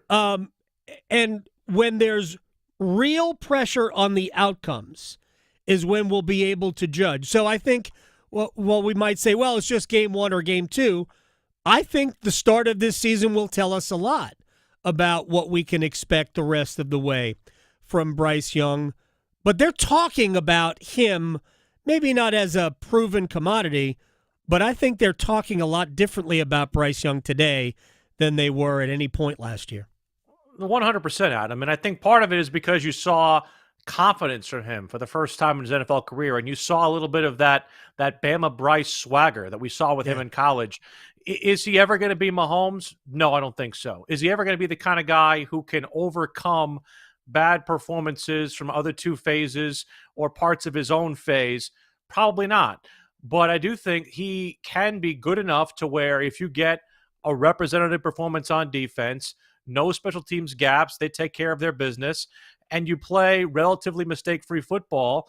I know that's a lot to ask, but I think that's how a lot of quarterbacks are in this league. You know, for every team that has a Mahomes or an Allen, there are 10 to 15 other guys who, given things breaking right for them, can make their team a contender. And I think that's the point where they look at Bryce Young at right now. And I think they feel like he's on the upper tier of those kind of players, given the personnel that they've assembled around him. When you think about the fact that they feel Chuba Hubbard's a top 10 running back in this league, they've built a receiving core quite frankly now, Adam, where we went from having about wondering who the heck is going to play wide receiver a couple of years back to now that might be the most uncomfortable cut on this team by the end of July or August. So from that perspective, the culture change has definitely taken its shift.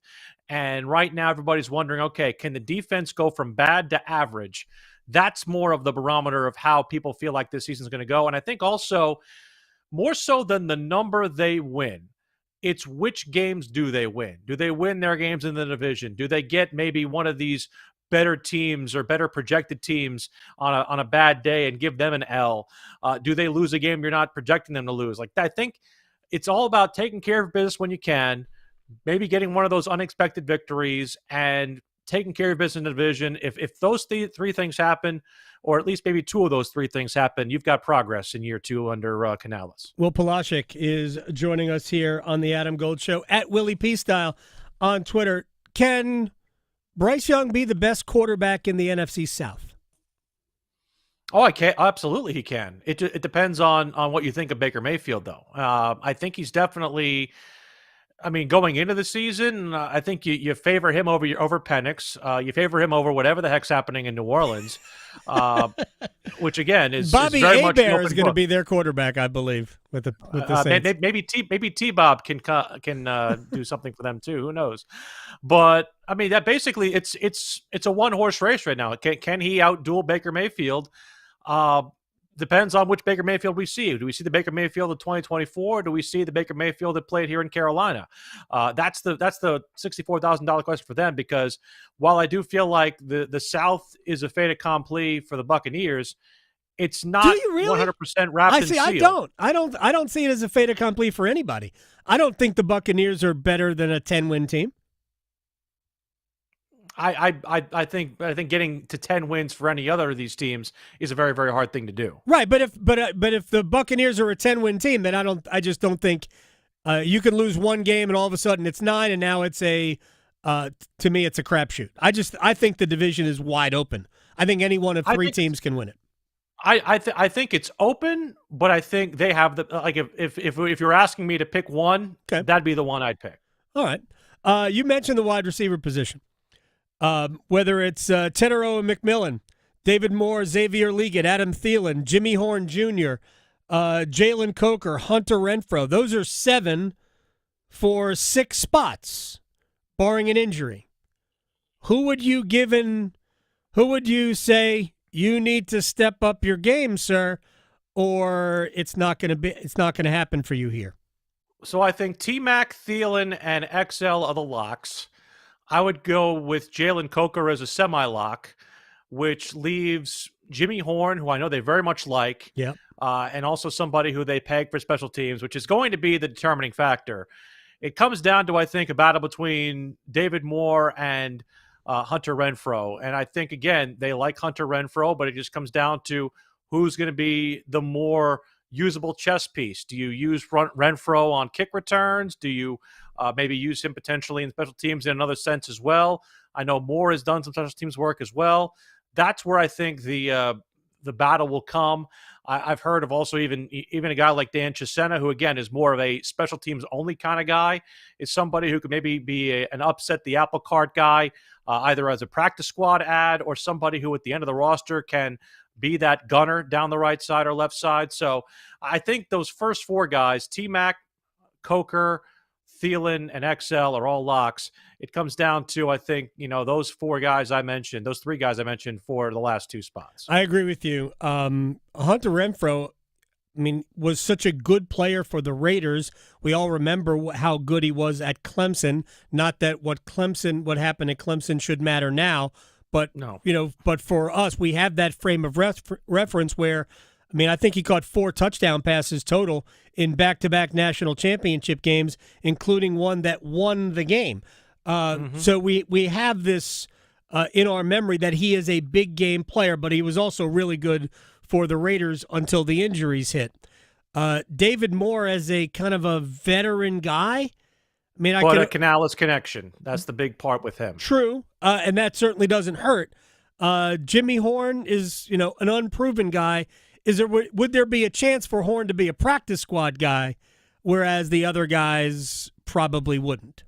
I think they've outside of Barrett last year, they value their draft picks definitely, and I think they would not have taken Jimmy Horn if they didn't envision him putting a permanent spot on this roster, or at least a permanent as much as a late round draft pick permanence can be.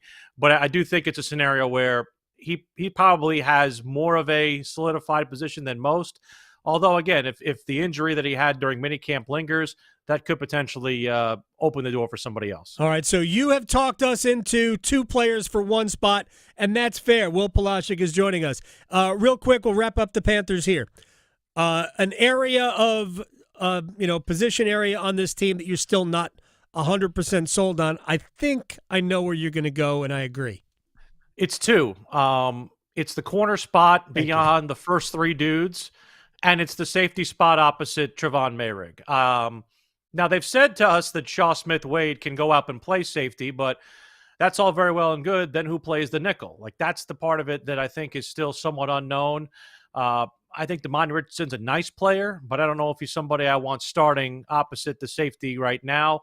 And I think those top three corners are okay, but I think there's a significant drop-off to Shamar Bartholomew and the other players who are on that roster. So I feel like those two are the empty spots right now. And again, we're talking about a fourth corner. That maybe isn't as big of a need to me as the opposite safety is. I do know they like Lathan Ransom, but I think playing Ransom and Mayrig together is a bit of a redundancy. And I also know that for the fourth round pick, they do not want to give him, they don't want to give him the world right away. They want to maybe take some baby steps with him because they do feel like he can be a thumper and somebody who can maybe be the heir apparent at that position for Carolina. But those two are my big concern right now. Yeah, I agree, safety, but I actually think they need an upgrade at the other corner spot. I think Mike Jackson is, to me, I would be much more comfortable with him as your third option, but I don't know if he can play the nickel or not. But I would love to see another top corner. Man, I argued last year, hate to be revisionist, but I hated it when they passed up on, there were about three cornerbacks sitting there early in the second round when they traded up to get Jonathan Brooks. Right. Man, cornerback, to me, I think great cornerbacks are better than great edge rushers. Maybe I'm crazy, but that's why I'm doing this. I think they work hand in hand together, but I think it's harder to find an elite edge rusher than it is to find an elite corner. All right, I'm going to skip basketball with you because please. That was great. Will Palszczuk is joining us here on the Adam Gold Show. You're the voice of Charlotte FC.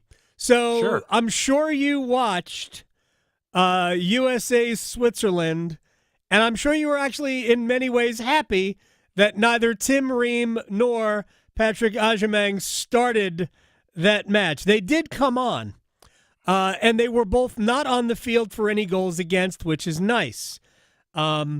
What are your thoughts on both of those two guys featuring in the Gold Cup and maybe even in the starting 11?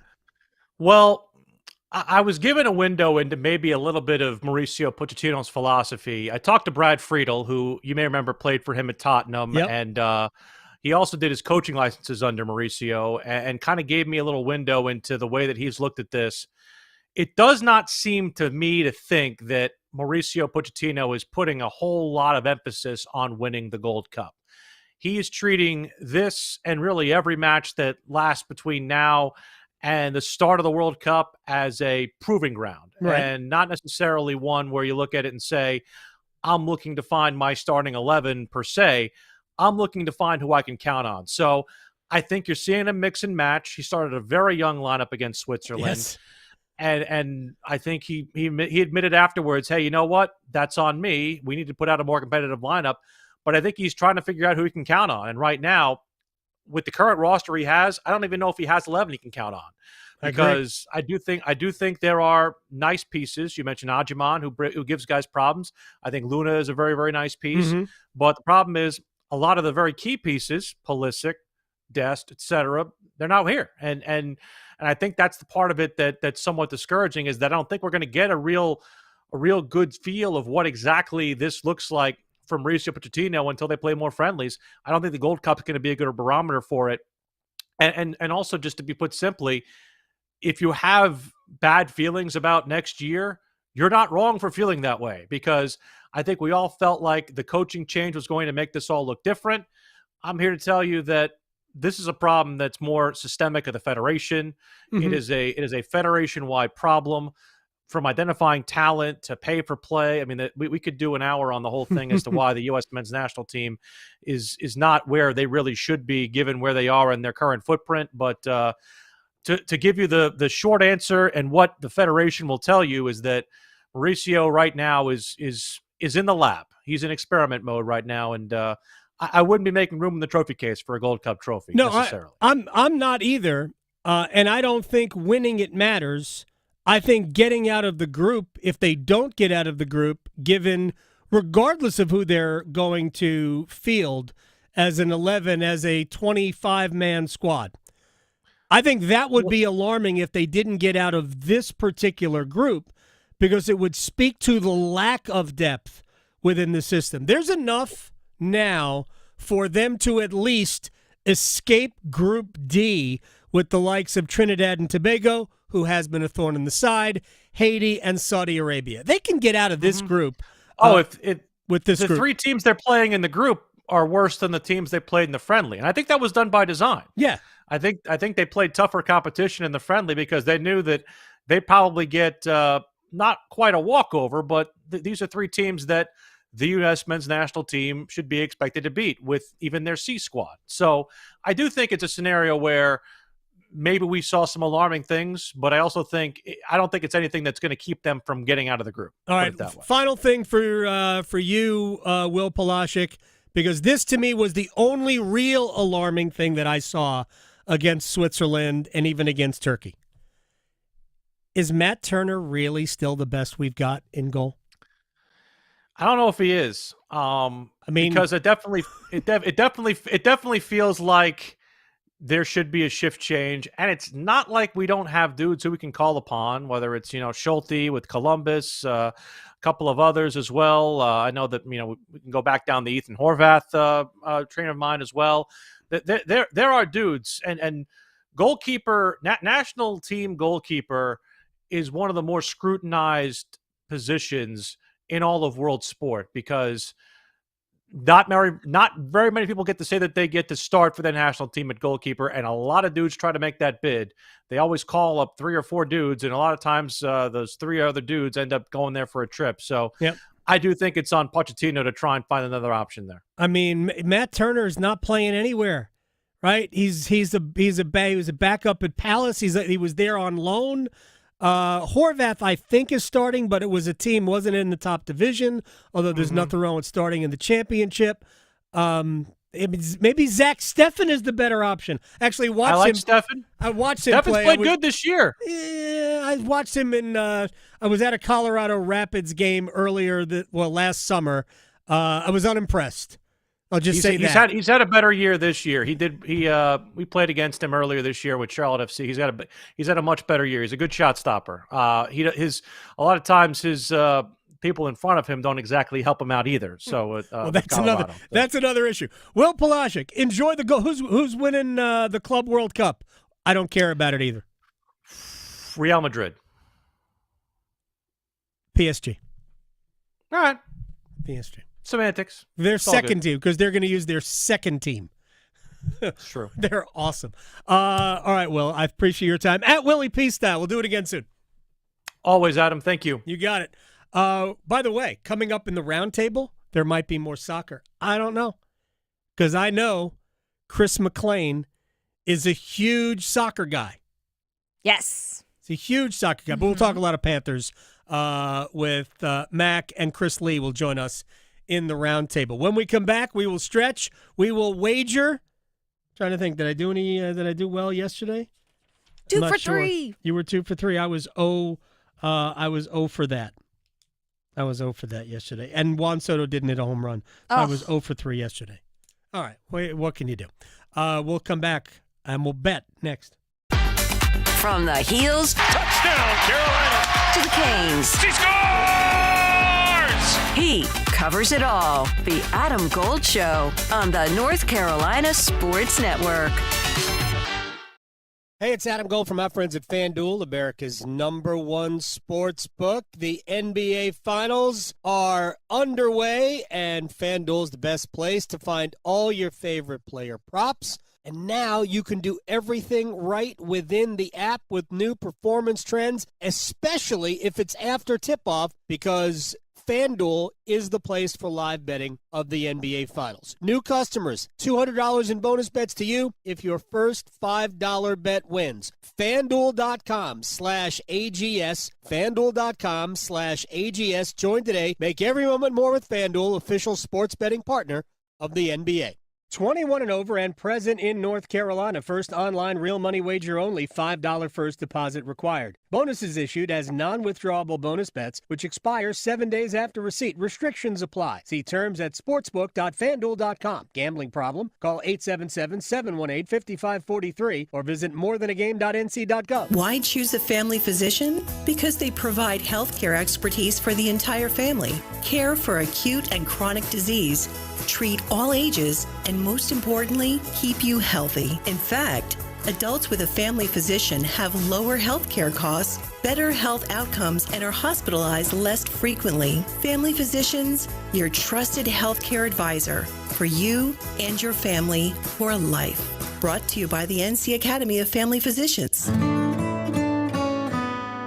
It's the first day of the first grade, and she found a new best friend. It's a laid-back Sunday afternoon you wish would never end. The homemade taste of Bluebell and good friends gathered round. The good old days are being made right now. Bluebell Groom's Cake Ice Cream is renewing its vows on the frozen aisle. Milk chocolate ice cream with chocolate cake pieces, chocolate-coated strawberry hearts, swirls of strawberry sauce, and chocolate icing. See you at the reception. The good old days are being made right now. The good old days are being made right now. Look for Bluebell ice cream at your local grocer and pick up your favorite flavor today. The North Carolina Healthcare Association invites you to listen to this month's podcast, Conversations on the State of Healthcare. This month, we're talking about a major collaboration that's making waves in Iredell County. Kim Holland, Development Coordinator for the Iredell Health Foundation, tells us about Whole 3. The goal of the collaborative is about addressing the complex and interwoven challenges that many families in Iredell County face. And, things like poverty, lack of access to health care, and educational disparities. So it's designed as truly a collaborative. It's community-led initiative. We're bringing together schools, nonprofits, health systems, and families to build a system that actually works for families, not just around them. Learn more and join our latest Conversations on the State of Healthcare wherever you listen to your favorite podcasts. And learn more by visiting nchealthcare.org. Healthcare? Why? Why is it so hard? Healthcare is broken. At Blue Cross and Blue Shield of North Carolina, we get it. Really? Really. That's why we're making healthcare better for all, starting with you. Really? Really. We're making plans easier to navigate by putting all your benefits, prescriptions, and details on your computer and phone. Convinced? No, but it's a start. We'll take it. Blue Cross North Carolina, making healthcare better for all, starting with you. This is Adam Gold. I told Tim, who does the afternoon show, I said, I'm about to turn this game around. We need Cheez-Its. So I went to go get magical Lucky Cheez-Its, and guess what? Boom. Period 2, tied it up. And then at the end of the game, I still had like 8 Cheez-Its in the cup left, and I said, Lucky Cheez-Its. There you go. The Adam Gold Show.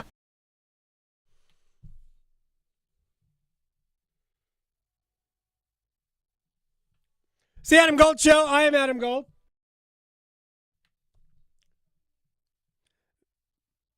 Happy Friday the 13th for those people who are celebrating. Are you superstitious, Victoria? Maybe a little. I mean, I'm not like I'm sorta stitious. Not super. Yeah. Moderately stitious. Semi-stitious. I like that. Very good. Semi-stitious is a good word. If it's not, it should be. All right, let's stretch. Well, speaking of this, I looked up some things about Friday the 13th. So this year, this is the only Friday the 13th for 2025, which I was kind of surprised. Last year we had 2. Next year, however, prepare yourself if you hate Friday the 13th, because we're getting 3 of them. Wow. So I didn't know this, but a month that has a Friday the 13th only happens if the month begins on a Sunday. random factoid that I had no idea. This is the Really? stuff you find. So you can only get a Friday the 13th if the month... If it starts on a Monday or a Sunday, if the month starts on a Sunday. Did not Okay, that makes sense. Did not realize that. But yeah, so next year, I guess that's going to happen 3 times. So prepare yourself. This is the last one for this year. So if it's a bad day for you, then just bear with it. But this poll did some kind of, they were asking a bunch of people, and they kind of found out that most people aren't really superstitious, but men are more likely to be superstitious than women are, which I think that might be a sports thing. Because, you know, it's sports, that is where superstition, it's all about. People with their rally caps, baseball guys with their, got to tap your elbow 2 times. You know what? I'm not even kidding here. I think it's an intelligence thing. Yeah, it could be. Well, that will lead to the next article because... Sorry, men. I have... there's psychologists who have looked into this. But before I get to that, Krispy Kreme is trying to highlight today in a positive way. So we just had National Donut Day. But if you didn't get your fill there, you can go to Krispy Kreme today and get a buy one, get one 13 cents, basically. So buy a dozen donuts, regular price. Your second one's 13 cents. If you need 2 dozen donuts. I don't know who needs that, but... if the hot now sign's on, it's tempting. But like you mentioned, there is a psychological aspect to superstition and Friday the 13th. And a psychologist, there's a term for it in psychology. It's very fancy. Illusory correlation. And this is where we tend to make a connection between unrelated things or events. So... basically, if you spill your coffee on yourself because you hit a pothole in the road, it's not because you have bad luck on Friday the 13th. It's because you just hit a pothole in the road. There's no connection to that. But psychologists say that we do that when life feels bad or chaotic or crazy because we look for something to blame. Shocker. Nice. So that's where it comes from. And superstition gives our brains things to blame. So that's why, if you wonder. But they also did studies, and there really is no connection to like Friday the 13th being more dangerous than others. Now, I will say, if a Friday the 13th also aligns with a full moon, yeah. Do we have... we've had that before. Do we have any stats on that? I know. We should get Ben. Ben runs the numbers on hockey for me. No, we should get Ben to run the numbers on that. I could get my nurse friend to come on here and tell you it's facts. She says hospitals are crazy on full moons. So, yeah. Well, there's an actual physical thing with a full moon. There is. So. Yeah. People get a little loopy. So. Well, but it just impacts the whole, planet. It does. So, yeah, it's a thing. But Friday the 13th alone, you should be good. So, it's no worries there. You're totally fine. Now, unless do you believe in werewolves? Because if that's what we're talking about. And Bigfoot. Right. And the Loch Ness Monster. All of them. Yeah, all of those. And last but not least, this weekend is Father's Day. Are you doing anything fun and exciting for Father's Day? No. Oh. No. Sometimes people like to grill out or something. Is that fun and exciting? I mean, maybe. So, we might fire up the Blackstone. There you go. What my perfect Father's Day is honestly just to be allowed to watch the final round of the U.S. Open. And make all the predictions you want. Yeah, with nothing else. That'll be it. I get to predict entire day. Everything. Just predictions. I know. Not even just hockey. Like, predict everything. If she makes a sandwich, say she's going to hate it. She's going to make predictions all day on Father's Day. But it's my day. My chance. My choice. If people are looking for things to get Dad, Google is trying to steer you in the right direction, or they're just highlighting what people are gifting their dads or looking up to gift their dads. I don't really know how I feel about one of these because I think that's kind of like on the same level as a mug. The number one thing is obviously grills, and then they've got engraved. Really? Yeah. That's the number one thing to give your dad. Then engraved cutting boards. Okay. Watches. Well, that was second? That's second. An engraved cutting board. Yeah. That's oddly specific. That is very specific. I guess to each their own. Watches are third. Then dartboards. This is all over the place. Oh, I love how watches are third. Dartboards are fourth. And then watch How is cases an engraved cutting board ahead of a dartboard? I know. That would not be on my top list. But the thing that got me was number 10. Personalized socks. Like, what? What? No dad wants socks. Okay, just give him I like socks. Well, but wouldn't you rather have like a gift card? Wouldn't I rather have an engraved cutting board than socks? Cutting board? No, I would rather have says, socks. my prediction is ... Like, it's just what you need. I predict that I'm not getting an engraved cutting board. Exactly. That's probably a good thing. But one thing I can predict, we're probably going to make some good bets. Place your bets. Here we are. I bet you slice into the woods $100. Gambling is illegal at Bushwood, sir, and I never slide. Okay, you can owe me. I owe you one. All righty. You go first. Oh. Welcome to your weekend. Yes, and it's a UFC weekend again. Oh, my gosh. Let's go. So, I'm going to start things off with Rose Namajunas versus Miranda Maverick. Oh, this is going to be a really good fight. But if it goes the distance, Rose Namajunas, she just makes it happen. So give me Rose by the points. That's still minus 150, but parlays are great for that. All right. You want to finish the card? Why not? So I'm really also excited about this one. Kamaru Usman, he's back and he's fighting Joaquin Buckley. There's a lot of excitement about Buckley. However, I think Usman's here to prove things. And he's an underdog. Usman, straight up, 210. Last but not least, Paul Paint Your Face Craig versus Rodolfo Bellato. I'm going to take Bellato, and he's a huge favorite, but I'm going to say by knockout. That's minus 135. All right, we're going to start with Major League Baseball today. We've been doing anytime home run hitters. We're just going to go to one winner today. Colorado at Atlanta. Rockies getting is plus, not getting, that would be interesting, plus 260 on the money line. Give me the Rockies. Yeah. Give me the Rockies to beat the Braves tonight in Atlanta, plus 260. Huge value, if you will. Colorado's so bad. All right, tonight in the NBA, Pacers plus 190, under 227.5 to take a 3-1 series lead. I like it. Basically the same number as 2 days ago. It was 180, under 228. They both hit. That is, by the way, plus 375. Tomorrow, Stanley Cup Finals, game number 5.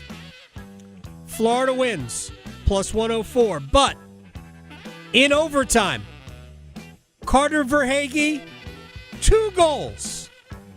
Florida, in overtime, Carter Verhaeghe, 2 goals, including the overtime game winner. That's plus 12,900. Put $1 on it. $1. Why not? One. Why not?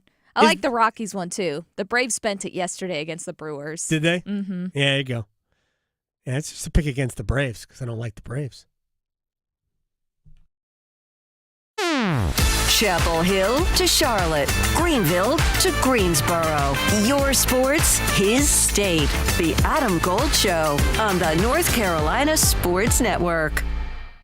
Hi, it's Adam Gold from my friend Gordon Miller, Miller Lending, Kildare Farm Road in Cary. Timing is everything, but should it be? Now, maybe it's great when you meet your significant other. You just happen to be passing each other on opposite sides of the street, and your eyes meet, and boom, fireworks. But it shouldn't be that way with a mortgage. So let's say you want to buy a house right now and you don't like the rate. Don't worry about it. The rate will come down, so you go to Miller Lending, home of the original no closing cost mortgage, and you save thousands of dollars by not paying closing costs. Then when the rates come down, you lower your monthly payment free of charge. Now you're paying the same rate, or maybe even less, and you have never paid closing costs. just like me. Miller Lending on Kildare Farm Road in Cary since 1996. MillerLending.com online. Miller Lending is an equal housing lender. NMLS ID 250-2146. Triple play, triple play, triple play. 3 ways to win on every scratch-off. They're like a 3-man wrecking crew of winning potential smashing into your bare hands. Triple threats of cold, hard cash. Prizes up to $1 million. 3 times the play, 3 times the thrills, and 3 ways to win. Triple play from the North Carolina Education Lottery with triple action-packed chances to win. Must be 18 to play. Approximate overall odds of winning range from 1 in 3.84 to 4.79. Problem gambling helpline 877-718-5543. It's bow time. Yep, it's eating time again. Now you could unload groceries, chop, dice, mince, preheat, heat, slap around the smoke detector, and then celebrate with a big old pile of dishes. But if you're tired of cooking, or tired of sorta cooking, it's time to feed the whole family with Bojangles Fried Chicken Family Meal. With Bojangles' famous chicken, fixins, biscuits, and tea, you can forget the cookbook and spend some well-earned quality time with a delicious dinner from Bojangles. It's bow time. There's no time like bow time. Time to stop whatever you're doing for some of that bodacious Bojangles flavor. Satisfy your craving for flavor and your passion for boneless chicken with Bojangles 4-piece Supremes dinner. 4 perfectly seasoned Cajun fried whole breast tenderloin fillets, choice of fixin', a made-from-scratch buttermilk biscuit, and Bojangles legendary iced tea. When you're hungry for flavor and value, it's bow time.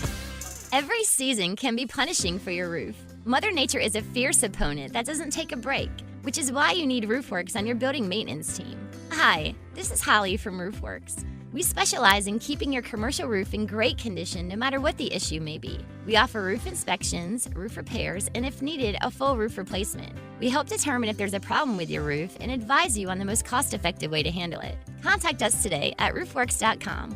That's RoofWorks.com. HIV is not a crime, or it shouldn't be. It's time for the laws to catch up to science. Join the Elizabeth Taylor AIDS Foundation to modernize outdated HIV criminalization laws. Go to etaf.org. Campaign funded through the support of Gilead Sciences Incorporated. Some people just know they could save hundreds on car insurance by checking Allstate first. Like, you know to check you have your phone first, before the cab pulls away. Hey, thanks, man. No, wait, my phone! Come back! It's got my boarding pass, credit cards, phone numbers, my life! Come back! Checking first is smart. So check Allstate first for a quote that could save you hundreds. You're in good hands with Allstate. Savings vary, subject to terms, conditions, and availability. Allstate Fire and Casualty Insurance Company and Affiliates, Northbrook, Illinois. This hour of the Triangle Sports Leader is powered by Ritchie Law Firm, Injury Lawyers. Ritchie Law is on top of it. Go to RitchieLaw.com. Get in the hole! That's RitchieLaw.com. Broadcasting live from the Lenovo Studios. WCMC HD1 Holly Springs. 99.9 The Fan. The Triangle Sports Leader. There were times in Boston where it looked like, Father Time had caught up with him a little bit, but he has fit in seamlessly with this team. They got a lot of quiet guys on the Panthers. Like, they play big and they play tough, but they're not exactly the most media-friendly team. So Marchand coming in, Maurice said, means that a lot of those guys don't have to talk. He'll talk every day. He loves talking. They have to kick us out of the locker room sometimes because Marchand won't shut up. It takes the pressure off of some of these Panthers players to have a player that does love the interaction with the media and can kind of be the de facto spokesperson for the team. And so it's one of those little underrated aspects of the trade, but his impact is on the ice. Greg Wyshynski on Brad Marchand's impact on the Florida Panthers as they pursue their second consecutive Stanley Cup. We are well underway in the second round of the U.S. Open. It appears that the cut line is going to end up being in the neighborhood of 8 or 9 over par. Right now, they're saying the cut will be 7 over. I'll be really surprised if that number doesn't go up, simply because it looks like it is getting crazy difficult. And it was already crazy difficult. By the way, J.J. Spawn no longer in the lead. He has dropped a shot. He is 3 under par. So, as I said earlier, I believe 3 under will be your round 2 leader. Sam Burns, who shot a 65 today, 6 birdies and 1 bogey. Right now, he, Spawn, and Thurston Lawrence, who has still about 20 minutes away from teeing off in his second round. Ben Griffin, who's, again, we talked about this, he was selling, what was he selling? Like commodities or something. Mortgages. He was a mortgage guy. Right. 4 years ago. Gave up golf, just like, screw it, ain't doing it anymore. And now he's doing it again, and he's doing it better than he ever has. Is 1 under today, shot a 69 yesterday, and is 1 shot off the lead. All right, we have a wall of sound. We should do a wall of sound. The wall of sound is a function of this studio. There's no doubt about it. All right, let's have a little fun with Dave Canales, shall we? He is the head coach of your Carolina Panthers, and when minicamp was over, he had these messages for his team. The biggest thing that they have to realize is your vacation was after the season. You had 3 months off. We're in a ramp now to training camp. So with these 5 weeks, you have a week of kind of reloading.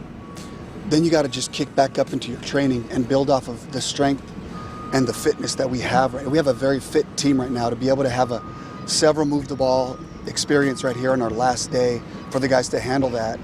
Tells us that we have a strong and fit group. We got to keep it that way. So that was my biggest message, is readiness for camp. You can't count on camp to get you in shape. The nature of it, the mandatory days off, we have to be able to take advantage of every single practice. All right, Dave Canales, thoughts on your quarterback? Excellent. I think the pace of our offensive development and evolution is growing at the pace of Bryce, and he's showing such great mastery of what we're doing that he's allowing us to really push the envelope and do more things. All right, let's move on to the NBA Finals, which resume tonight. I mentioned this earlier. I wasn't sure who it was, but as it turns out, Magic Johnson does have criticism of Tyrese Halliburton. Is understand what he has to do to help the Pacers beat OKC. You can't just have 15 assists and 12 points or 15 points. That's not enough. You got to score in this series. See, you got to remember that this is the highest scoring team. OKC is the highest scoring team in the league. So you have to personally, Halliburton, come out and say, I got to get my assists, but also I got to score. I got to score. I had to do that against the Celtics. I couldn't just have 20 assists. I had to have 25 to 30 points for us to beat them, and I was able to do that. So don't take it personal what people are saying, because the first 2 games, you said it yourself. I didn't play good. I could play better. Indiana won game 1. He had 14 points. He didn't even have a lot of assists. He only had 6 assists. He had 10 rebounds. Indiana won the game. Game 2, he had 17 points and 6 assists. They lost the game. That was a comfortable OKC, basically cruise control win. Game 3, 22 points, 9 rebounds, 11 assists. Wasn't the leading scorer on his team. That was Benedict Mathurin coming off the bench, who had 27. I mean, it's going to sound crazy, but I don't think Tyrese Halliburton has to score a ton of points for Indiana to win. He has to put his team in position to win, and I think he has to score points when necessary. That's what I think we have seen from Halliburton, not just in this series, but in the win over the Knicks as well, the win over the Cavaliers before that. I think we have seen a lot of great from Tyrese Halliburton in these playoffs, even without being the leading scorer on his team. I think Magic gets caught up in Magic, and this is not a criticism.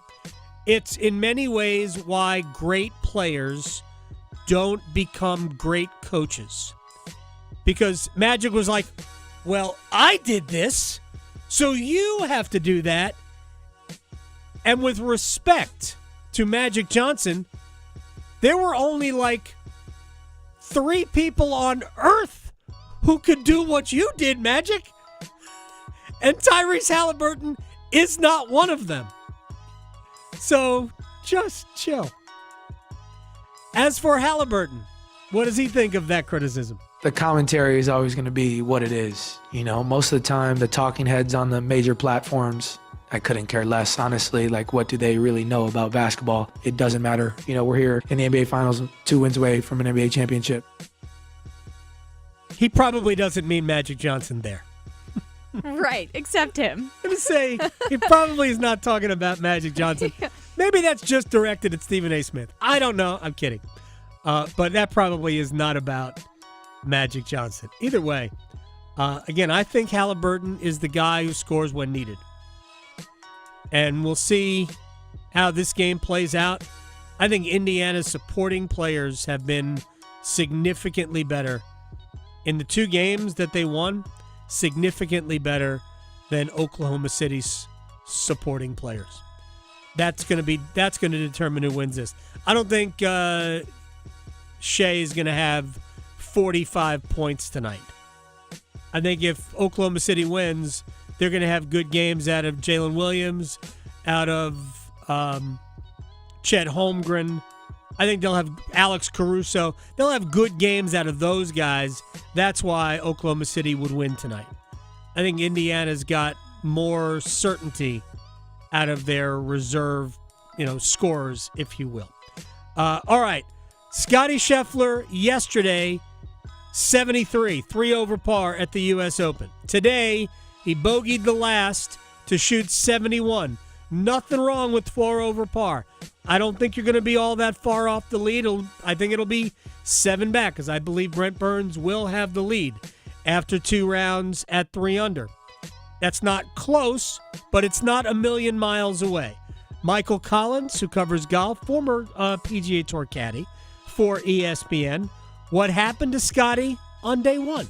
Listen, everything Scottie is number 1 at. The thing that got him up at the top of everything, hitting fairways, hitting greens and regulations, and his short game being good enough, none of that was there today. But I know this sounds crazy, but that's golf. Like, you're going to have days like that. But if his worst day was only 3 over par, trust me, Scottie's the one guy who will figure it out. And so, even the thought of him not being around for the weekend, I perished the thought. I don't see that from Scottie Scheffler, so it would be shocking and very surprising if he wasn't around over the weekend. What I expect to see from Scottie is his probably even par tomorrow, if not under par by a few.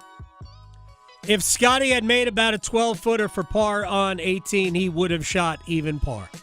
He did not, 1 over par, but again, 4 over, not awful. I do believe the winning score is going to be over par at the Open. By the way, Rory McIlroy, 74 yesterday, well on his way to another one.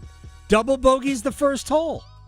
Way to go, Rory. Also, I was watching Justin Rose, and Justin Rose was having some major issues along the second hole. There were drops, unplayable lies taken. Lots of people moved out of the way. Several swings. I don't know what it was, but he didn't play great yesterday. He was 7 over par yesterday, and it's not going very well for Justin Rose. Oh, well. All right, when we come back, the Roundtable. A lot of Panther stuff. Chris Lee, WRAL TV5. Chris McClain. It's an all-Chris Roundtable. Chris McClain from Mac and Bone in the Morning on WFNZ in Charlotte next. Talking sports, dropping truth. The Adam Gold Show on the North Carolina Sports Network. Hey, Carolina Panthers fans, it's Dennis Cox from 99.9 The Fan. We're in the offseason, but it doesn't mean me and my co-host, WRAL TV's Chris Lee, take a break from our podcast, Panthers Playbook. In every episode, we'll keep you up to date on Panthers news as training camp approaches, insights on the rookies, the free agents, and the surprises, plus all the insider info on the upcoming season. Follow and subscribe to Panthers Playbook wherever you discover your favorite podcast or watch on YouTube. I know it's Friday the 13th, and some people think it's bad luck, but I know a good luck charm. I'm Victoria Vodnecker here from 99.9 The Fan for Law Tigers, and with it being Father's Day weekend, I would not be surprised to see a lot of dads out there getting some time for themselves, maybe getting a little motorcycle therapy or just riding to a cookout somewhere. And occasionally, bad luck can hit and you're in an accident that wasn't your fault. But good news is Law Tigers is here for you. So if you're ever in a wreck on your motorcycle that wasn't your wrongdoing, make sure to always call Law Tigers first before calling your insurance company. At Law Tigers, they're riders too, so they get it. They know the value of your bike and your gear and the investment that you've made and what it's like to go through an accident. Your case evaluations are always going to be free, and you won't pay a dime until your case is settled. Call 1-800-LAW-TIGERS, North Carolina's motorcycle lawyers. Law Tigers is a network of independent law firms who are members of the American Association of Motorcycle Injury Lawyers. Law Tigers is not a law firm. If Heineken Silver was a 60-second radio ad, it'd tell you all the stuff you need to know in only 30 seconds to keep things light and refreshing. Seriously, time me. Heineken Silver, a world-class light beer that's surprisingly crisp and refreshing. Made with only premium quality ingredients and just 2.9 grams of carbs and 95 calories. All without compromising on taste. Heineken Silver. Order now at Heineken.com/silver. Must be 21 and older to purchase. Enjoy Heineken responsibly. Whew. 30 seconds. That's it. Done. Peace. Hey, it's Victoria with 99.9 The Fan with a Men's Health Month tip from WakeMed Heart and Vascular. Each year, smoking causes more than 480,000 deaths in the United States. That's nearly 1 in 5 deaths. Those aren't odds you want to play with. Don't put off kicking the habit. In just 1 year after quitting, a person's risk for coronary heart disease decreases by half. Learn more about how you can quit and get started today, plus other ways to care for your heart at wakemed.org. This is the story of the one. As a lineman, he does whatever it takes to keep the power on in his community. And he wants a partner like Grainger who does the same. Grainger offers the professional-grade products he needs, from voltage detectors to harnesses to hard hats, plus fast, dependable delivery, so he can rise to every challenge. Call 1-800-GRAINGER, click Grainger.com, or just stop by. Grainger, for the ones who get it done. Tired of hearing scary radio ads about the IRS? Tax Relief Advocates is different.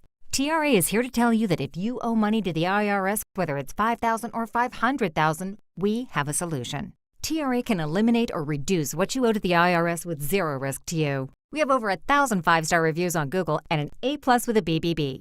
End your tax nightmare today by visiting TRA.com. Or call 800-583-6681. That's 800-583-6681. Adam Gold here from my friends at X Golf in Cary. Date night blahs, you were thinking about dinner and a movie? Nah. X Golf, great atmosphere, superb bar menu, incredible staff, a really cool vibe, and the best golf simulator in North Carolina. Take date night to a whole new level. And on top of that, I'm going to hook you up.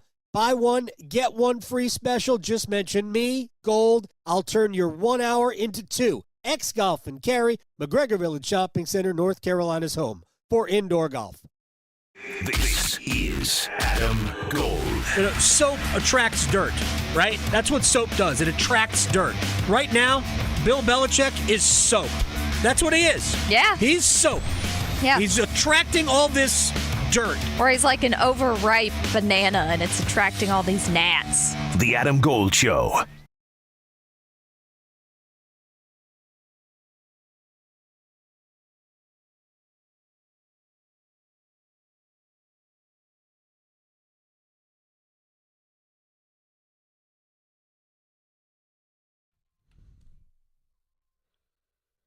It's the Adam Gold Show. I am Adam Gold. Victoria on the ones and twos. There's a lot of oil being spilled at Oakmont. Friend of the program, Brad, former PGA Tour star, in my eyes. Yes. Says, Oakmont is my favorite place I have ever played. Oh, interesting to know. I responded, I would take 50 putts at Oakmont. Literally, there was an, trying to think who it was, who had an 85-foot putt. 85 foot. Wow. And the commentator said out loud, he's trying to hit this one 10 feet. Not great. No. He hit it long. No, okay. He basically just tapped it. And it went beyond the hole, probably 10 feet past the hole. Wow. I can't even fathom it. No, we're not golfers. It's like literally try to putt on the hood of your car and have it stop before it falls off the edge. Minus the rocks helping. Unbelievable. Oh, man, it does. I'm all about the carnage of this. By the way, J.J. Spawn birdied, so he's back to 4 under. He won't stay there. Not that I'm rooting against J.J. Spawn, former Rex Hospital Open champion, but I just don't believe he will stay there. All right, are we ready? We are. Let's do it. Camelot. It's only a model. All right, we've got Chris McClain, WFNZ, Mac and Mona in the morning in Charlotte. Chris Lee, WRAL TV5, Panthers Playbook. Mac, you and I are like the only people who don't have other jobs. How are you doing, Mac? I'm doing great, brother. I'm doing better than someone trying to putt at Oakmont. I can tell you that right now. My gosh, this is making me not want to play the game ever again. Chris Lee, how are you doing? I'm great, man. How are you doing today? I'm doing very well. We're going to start with the Panthers. And this is for both of you, but I'll start with you, Chris, since I introduced you second. So it's like a snake draft in fantasy football. I mean, your biggest takeaway from the 3-day minicamp thing, something that makes you feel, yeah, pretty cool going into the, we're about a month away from training camp starting. Yeah, just from the reports that were out there, it just kind of felt like the offense felt like it was flowing a little bit, but then also you see the defense, which was historically one of the worst defenses ever, probably the worst run defense ever, keeping up with it, and certain guys kind of stepping up in the place of it, and seeing reports of who looked leaner and faster, who looked bigger and meaner. So I like seeing all that. I don't think I'm still on the train of this is maybe only an 8 or 9 win season at best for the Carolina Panthers, but it does feel like everything's running in the right direction for them. All right, so same question to you, Chris McClain. What has excited you about what you have heard from the first 3 days of, I guess, this ramp up to the season? I like some actual depth, Adam, at some positions where maybe we haven't had actual depth before. The wide receiver spot, Coach Canales yesterday was talking about the battles for those final wide receiver spots and what it's going to take and the competition level there. That position has grown deeper. I mean, Hunter Renfrow and David Moore and Jimmy Horn Jr., those guys are battling for spots at the end of that position. And then defensive line is another spot that Canales was raving about. Dan Morgan attacked the heck out of that need in the offseason. And once Derek Brown gets fully healthy, there's actual depth on the defensive front at those 3 interior spots. So I'm here to celebrate the fact that we actually have a little bit of depth in some key spots, Goldie. Let me kind of dig into that a little bit, because if you get past the first 4, meaning Teteroa, McMillan, Xavier Legette, Adam Thielen, and then Jalen Coker. Because I think the size of Coker, I think, kind of separates him a little bit. And if you believe that the draft pick, Jimmy Horn Jr., will probably make the team because of the valuing of the draft pick, which I'm not arguing for or against, does it come down to 2 spots, Renfrow and Moore, for that final wide receiver spot, or could there be something else in the mix? No, that's what it feels like to me. I think the special teams, and Canales talked about this yesterday, a lot of times for a position like wide receiver, or for a lot of these positions, the last spot could be decided by the special teams factor, and Jimmy Horn Jr. very well might be one of the key return men on this team. So I think you're thinking the right way. And then I think it comes down to Renfrow and David Moore And, man, I would love the Renfrow story. You know, it's like three dudes in the media that like good stories. I mean, him being a kid from the Carolinas, having the, you know, just horrible-sounding, you know, ulcerative colitis that he dealt with and was out of football. I mean, I'm rooting for that story. Nothing personal against David Moore, but, man, I'm rooting for that story. I think that'd be awesome. Do you have any sense of, how this story plays out, Chris? Lee? Mr. Lee? You know, I feel the exact same way that Chris does on the subject, just mainly because, like, it really feels like it comes down to those two. But then I'm also not ruling out the possibility of, like, okay, you brought in all these different people who can have, be a part of the return game on special teams.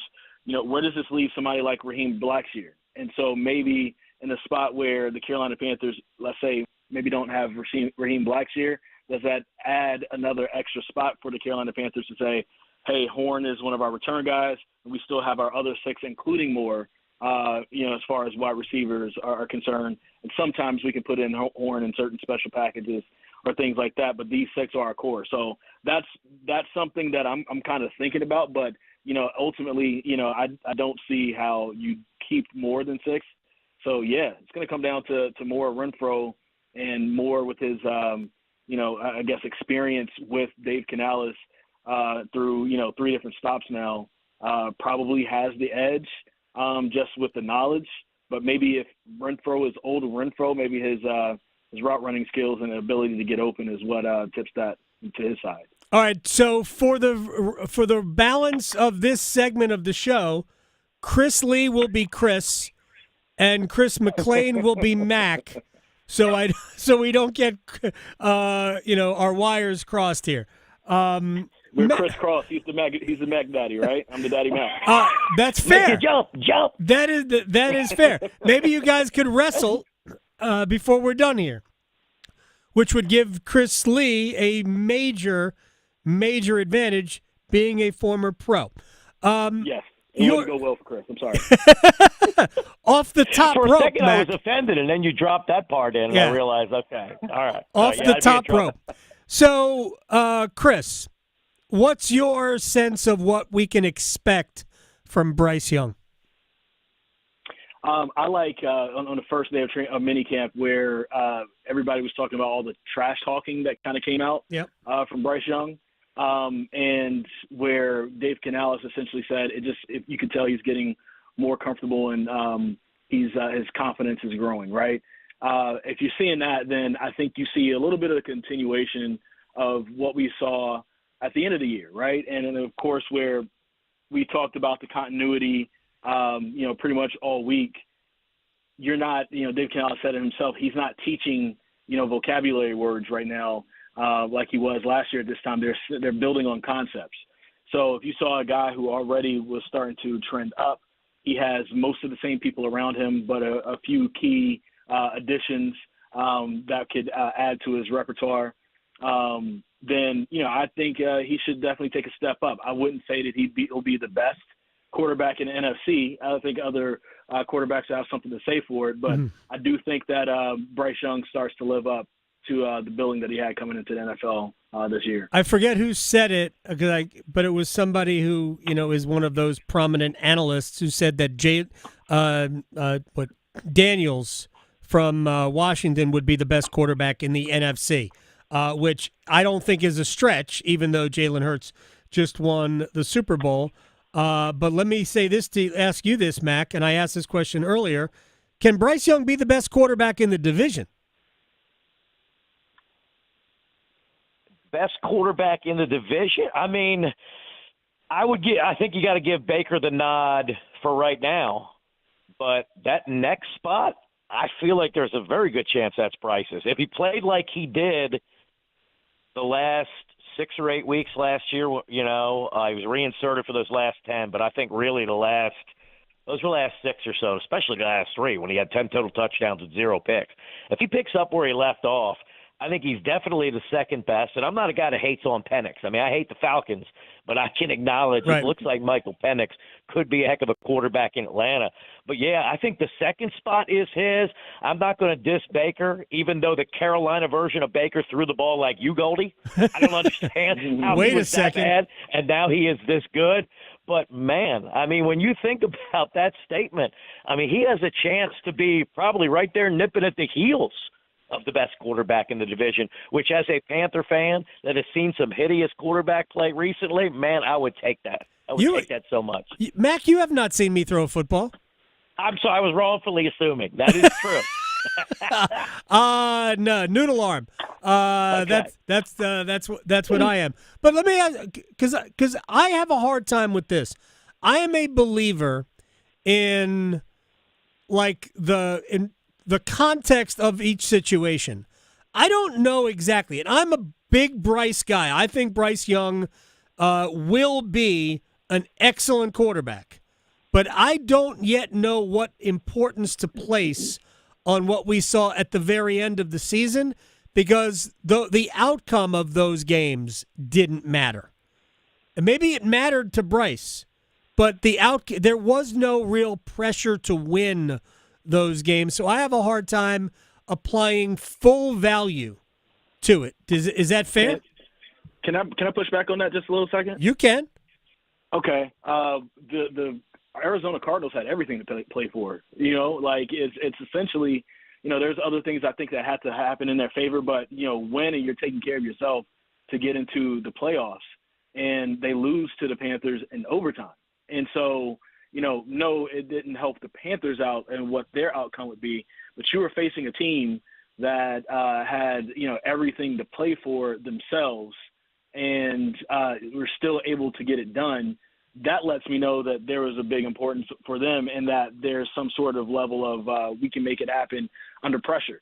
And honestly, I feel like Bryce Young has made it happen under pressure. Most of his wins have been when he's having these fourth quarter drives and setting the team up to kick a game-winning field goal. It's not his fault that Xavier Legette dropped the game-winning touchdown catch against the Philadelphia Eagles, right? So, I think Bryce Young has absolutely, performed under pressure, even if the Panthers haven't made it to the playoffs.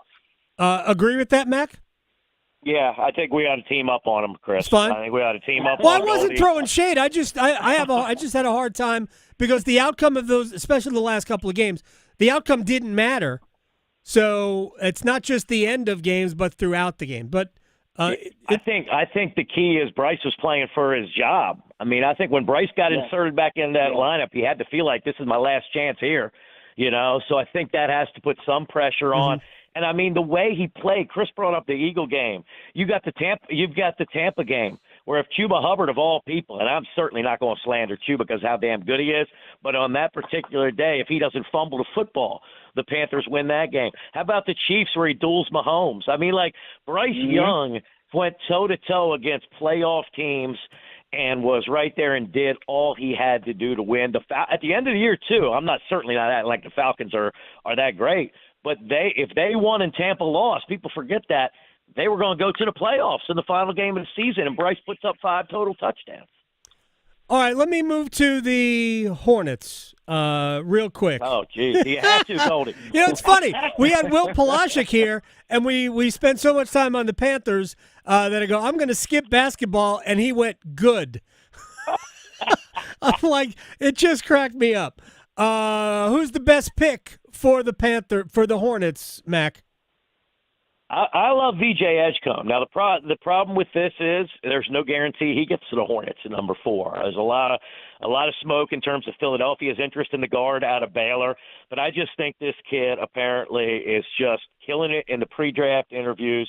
He's got great character. He's got a combination of motor, want-to on defense. He's a hell of a defender, and you know it, Goldie. Most draft picks at this point, especially one and dones, the defense is usually a question mark with guys, right? It's absolutely not something that they have right away. He seems to be a natural, and then he's an elite athlete as well, and a guy that I think is going to be able to attack the basket.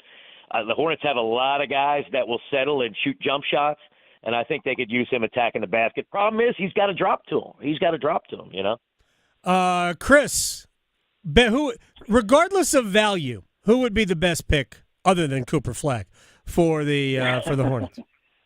I was going to say VJ Edgecombe as well for all the reasons that Max said it, but just to give something different, because I do think that the Hornets need some extra scoring and playmaking. Maybe Con Knippel, right? And I'm not sure, exactly how he'd fit in with Charles Lee. I'm going to be honest. We don't get a lot of the Hornets games up here in Raleigh, so I didn't get a chance to watch them as much as I really wanted to. So I don't know the system and exactly how they run.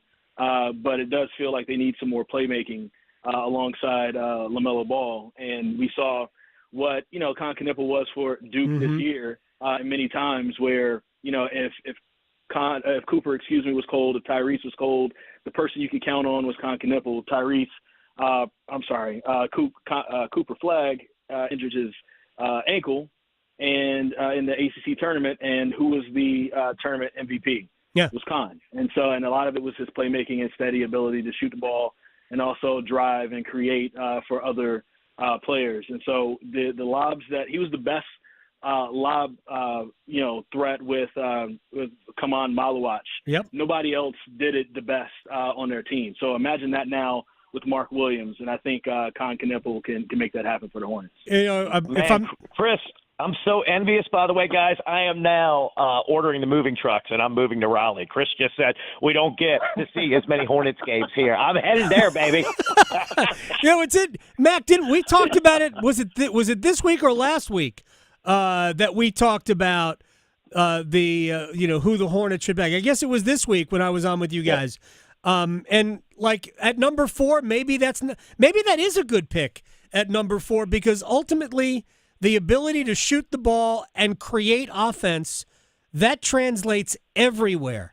And when Cooper Flagg wasn't there, they just plugged. It was funny how people were talking about, well, Duke is going to miss all of these things. I'm like, well, they're going to miss things, but they're just going to plug Con Knippel and do everything that Cooper Flagg did, other than maybe, bang down low, and Cooper Flagg could do that, and Con Knippel probably wasn't. All right, I don't know if Chris Lee gives a hoot about Gold Cup, but I'm going to ask Mac this question, and if Chris wants to abstain on it, he can. Chris, does Gold Cup matter at all to the U.S. men's national team?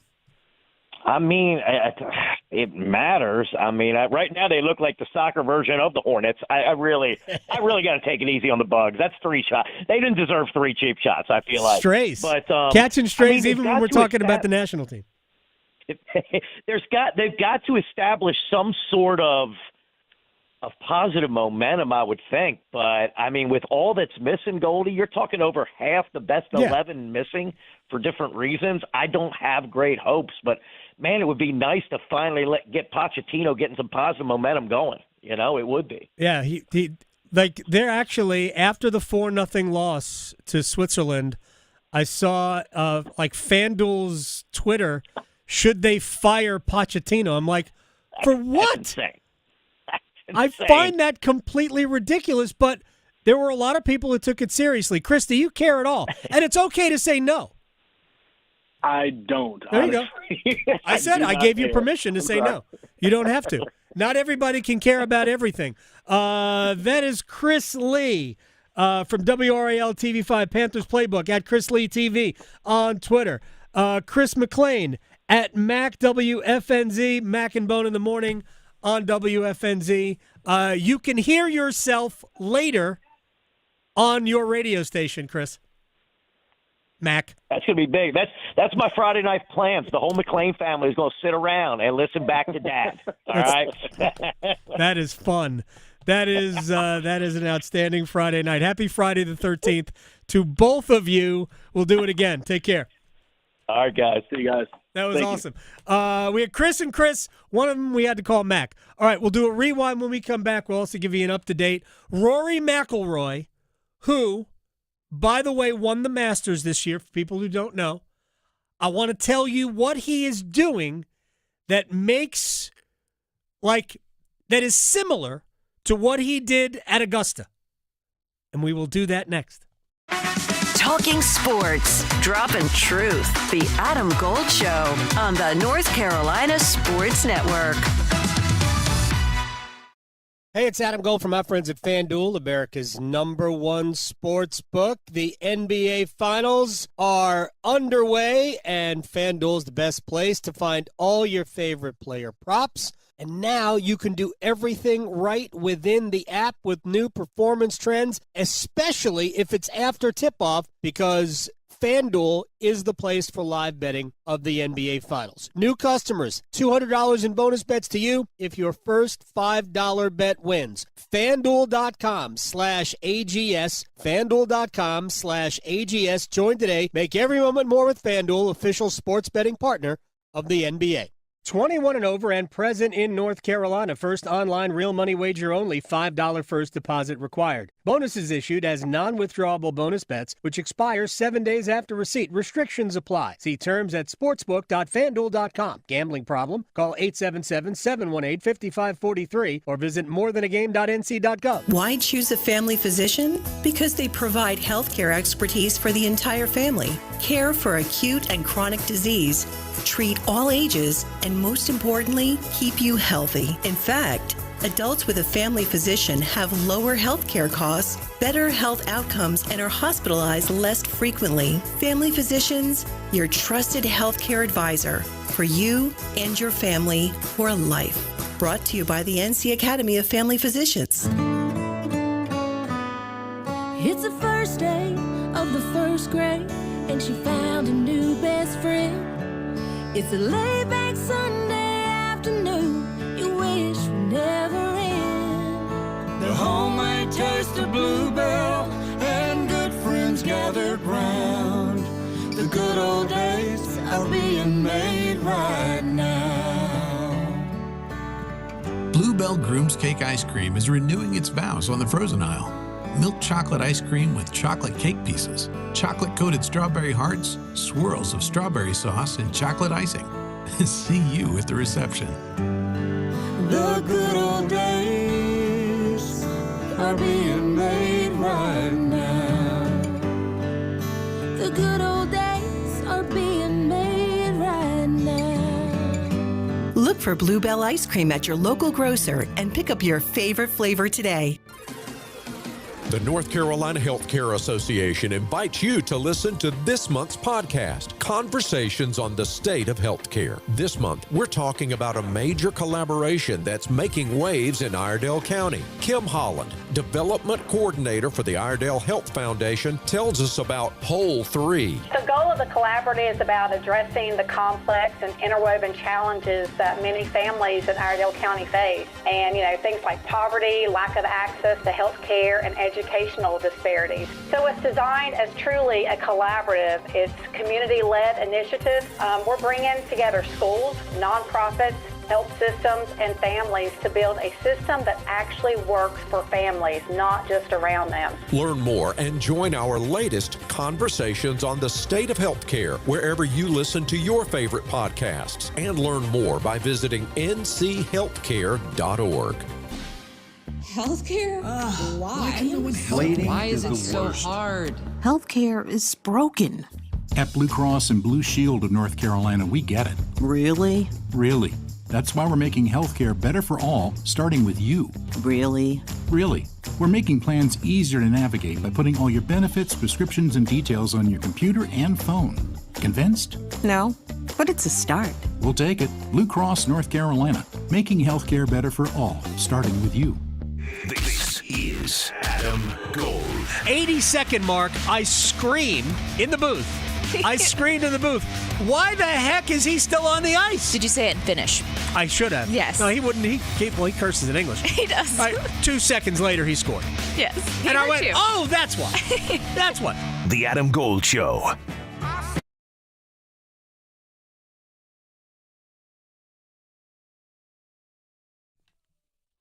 I like this. Very nice. Oh, yeah. Best for last. Very Maybe nice. not best for last, because I did play Blue Eyes earlier, so I knew you would like Frank Sinatra. Yeah, he's amazing. Could you have done Witchcraft? I mean, that's not really a Friday the 13th thing. Yeah, Maybe. It's more of a Halloween thing. Yeah. Halloween, you could play witchcraft. Right. Happy Friday the 13th, people. This is the Adam Gold Show. Before we get into a rewind, J.J. Spawn is back atop the leaderboard at the U.S. Open. He is even par for today through 5 holes, 4 under. Sam Burns done for the day, a 65 on the back of his opening round 72, has him at 3 under par. Thurston Lawrence is also at 3. Ben Griffin's at 2. They're still on the course. Victor Hovland shot a 68 today. He is at 1 under overall. Siwoo Kim has dropped a shot through 3 holes. He is at 1 under par. There are 6 players under par. There are 10 players at even par or better, and basically only 2 of those players who are at even par or better, only 2 are done. There's a lot of golf left to be played. I do believe that unless we get a lot of rain tonight, and rain could interrupt play today, and rain tomorrow, which there is rain in the forecast, we're going to see over par, maybe significantly over par, win the U.S. Open. Now, J.J. Spawn has a relatively short birdie putt, which he just made. He's now 5 under par. That won't last. I mentioned Rory McIlroy. Won the Masters. And I don't know if it was a key for him, but something that did happen was he made, I believe, a couple of double bogeys in his opening round. Well, Rory trying to channel his inner double bogey. On the same track. Yeah. Double bogeys in 2 of his first 3 holes today. He's 8 over par. And my Rory McIlroy to miss the cut ticket at plus 235 doesn't look terrible. Oh, well, there you go. Come on, Rory. The silver lining, potentially. No, it's not even a silver lining. It's not even a silver lining. That's terrible. Come on, Rory. Be better. Bryson DeChambeau's up to 2 over par. So, I'm sorry, 3 over. DeChambeau? Yeah, DeChambeau, 2-putt birdie, is now 3 over par. I think Bryson's going to have a good day today. I mean, he is one of those players who I think could overcome the conditions and have a good day this afternoon. But, man, conditions this afternoon, unless it rains, and it is, we could get probably a 50% chance of rain coming in late. Unless it rains, I think conditions are going to be absolutely brutal this afternoon. All right, with that said, let's rewind. All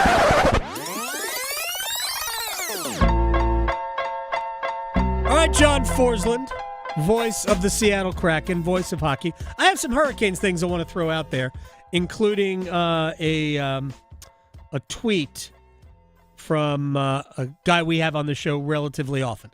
But let's get to John Forsland's thoughts on this particular series, Florida, Edmonton. Your thoughts?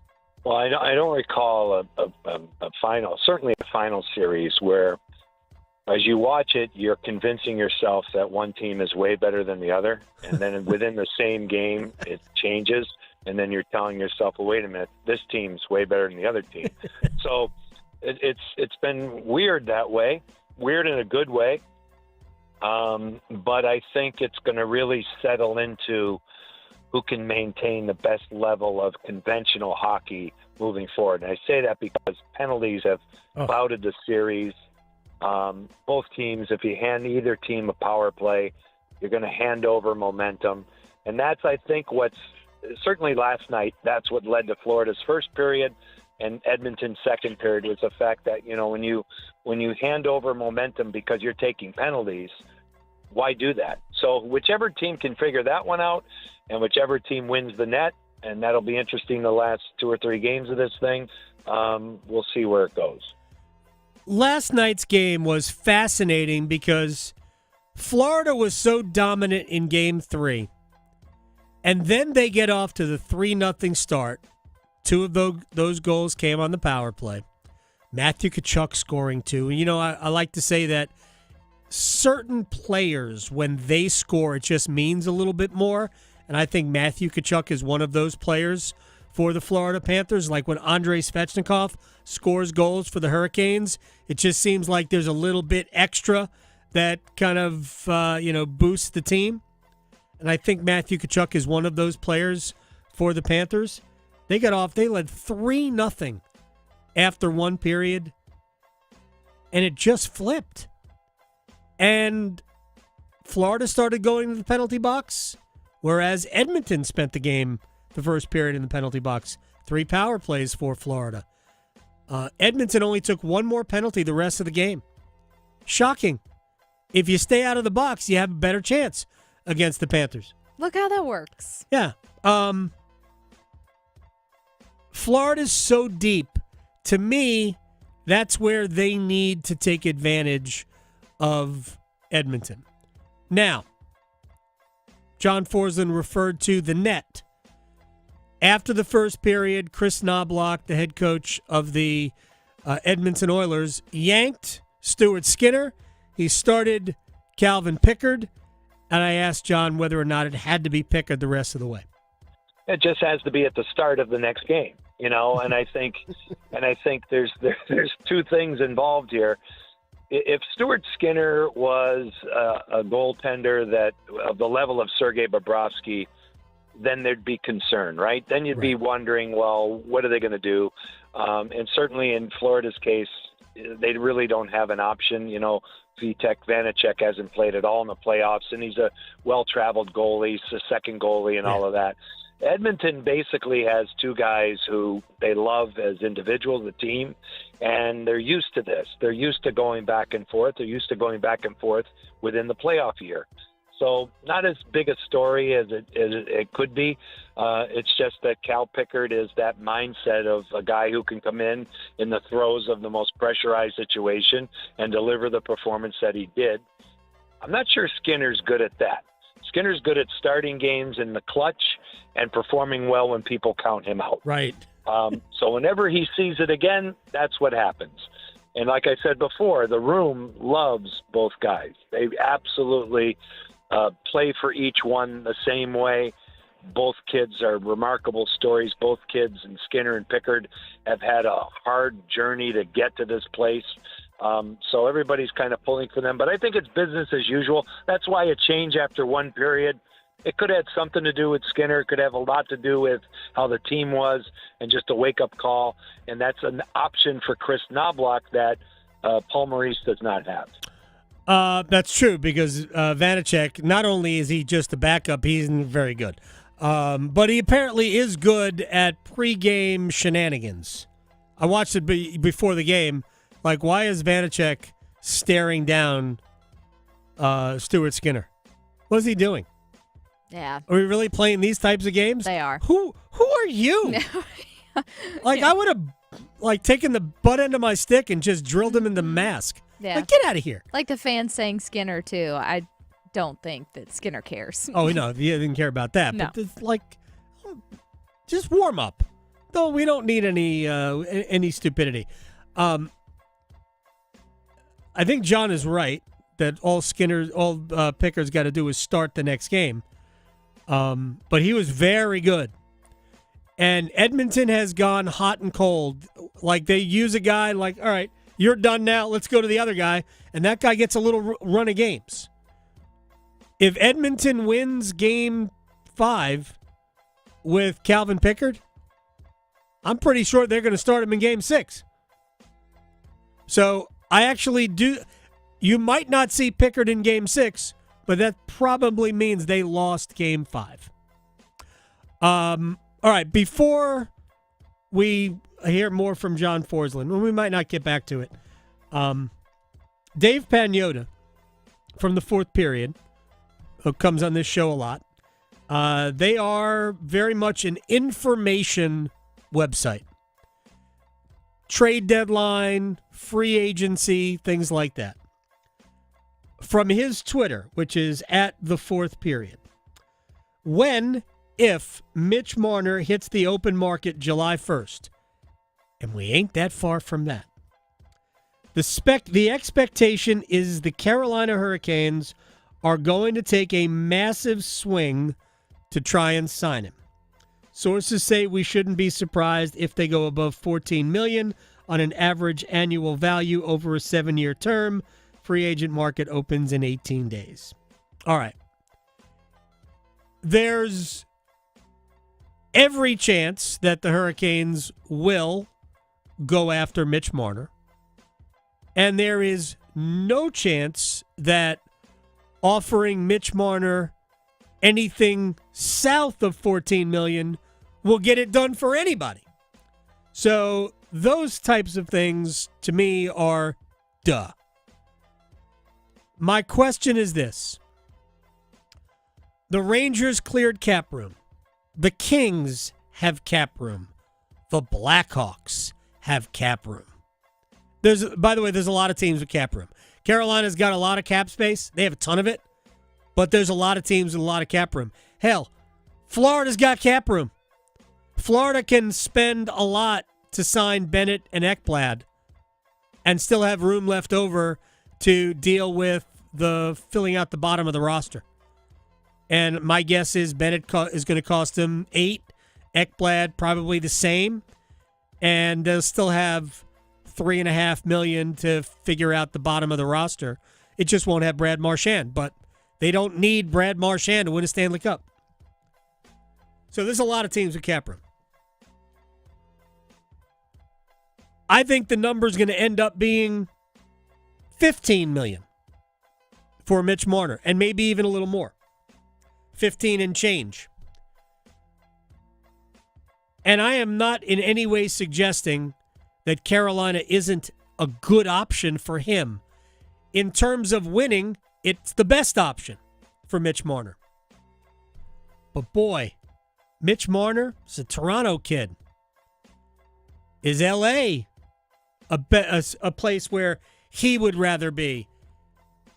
Chicago, with the ability to play with Connor Bedard and keep passing him the puck. Yeah, and closer to home. Or the Rangers. Yeah. So I am not suggesting that Carolina isn't an attractive spot. I think they are. And I think they will go after him. But boy, to me, that's an uphill climb. And now I'm going to throw this. And I'm not saying I'd be upset if they got him. That's not really what they need. Mitch Marner is an elite point producer. He is not an elite goal scorer. Could Mitch Marner help other Hurricanes score goals? Maybe. Maybe Mitch Marner helps Andrei Svechnikov score goals, or helps Sebastian Aho score goals, or Seth Jarvis, or Jackson Blake, or anybody. Maybe Mitch Marner is the key to unlocking those players scoring more goals.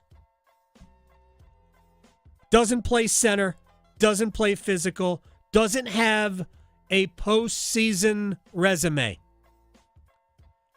Those are the three things that, in my opinion, at the forward position, Carolina must add. So, add Mitch Marner, but man, that can't be your big splash. Although it would be a big splash. They still need to add those other elements. And I still think they need a top right defenseman to play with Jacob Slavin. They got a ton of money to spend.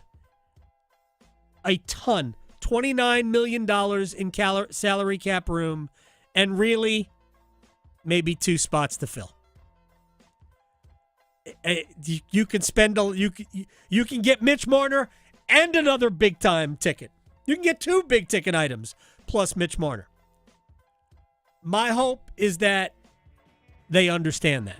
I don't know what their mindset is right now, but I do think it is logical that they're going to go after Mitch Marner. They were willing to pay Mikko Rantanen and all that money. Have a great weekend, everybody. Victoria, thank you. Happy Friday the 13th to all of you. making more sports sense than social media trolls. The Adam Gold Show on the North Carolina Sports Network. Hi, it's Adam Gold from my friend Gordon Miller, Miller Lending, Kildare Farm Road in Cary. I'm going to prevent you from making a mistake. Not like going for the green when it's an island green from 325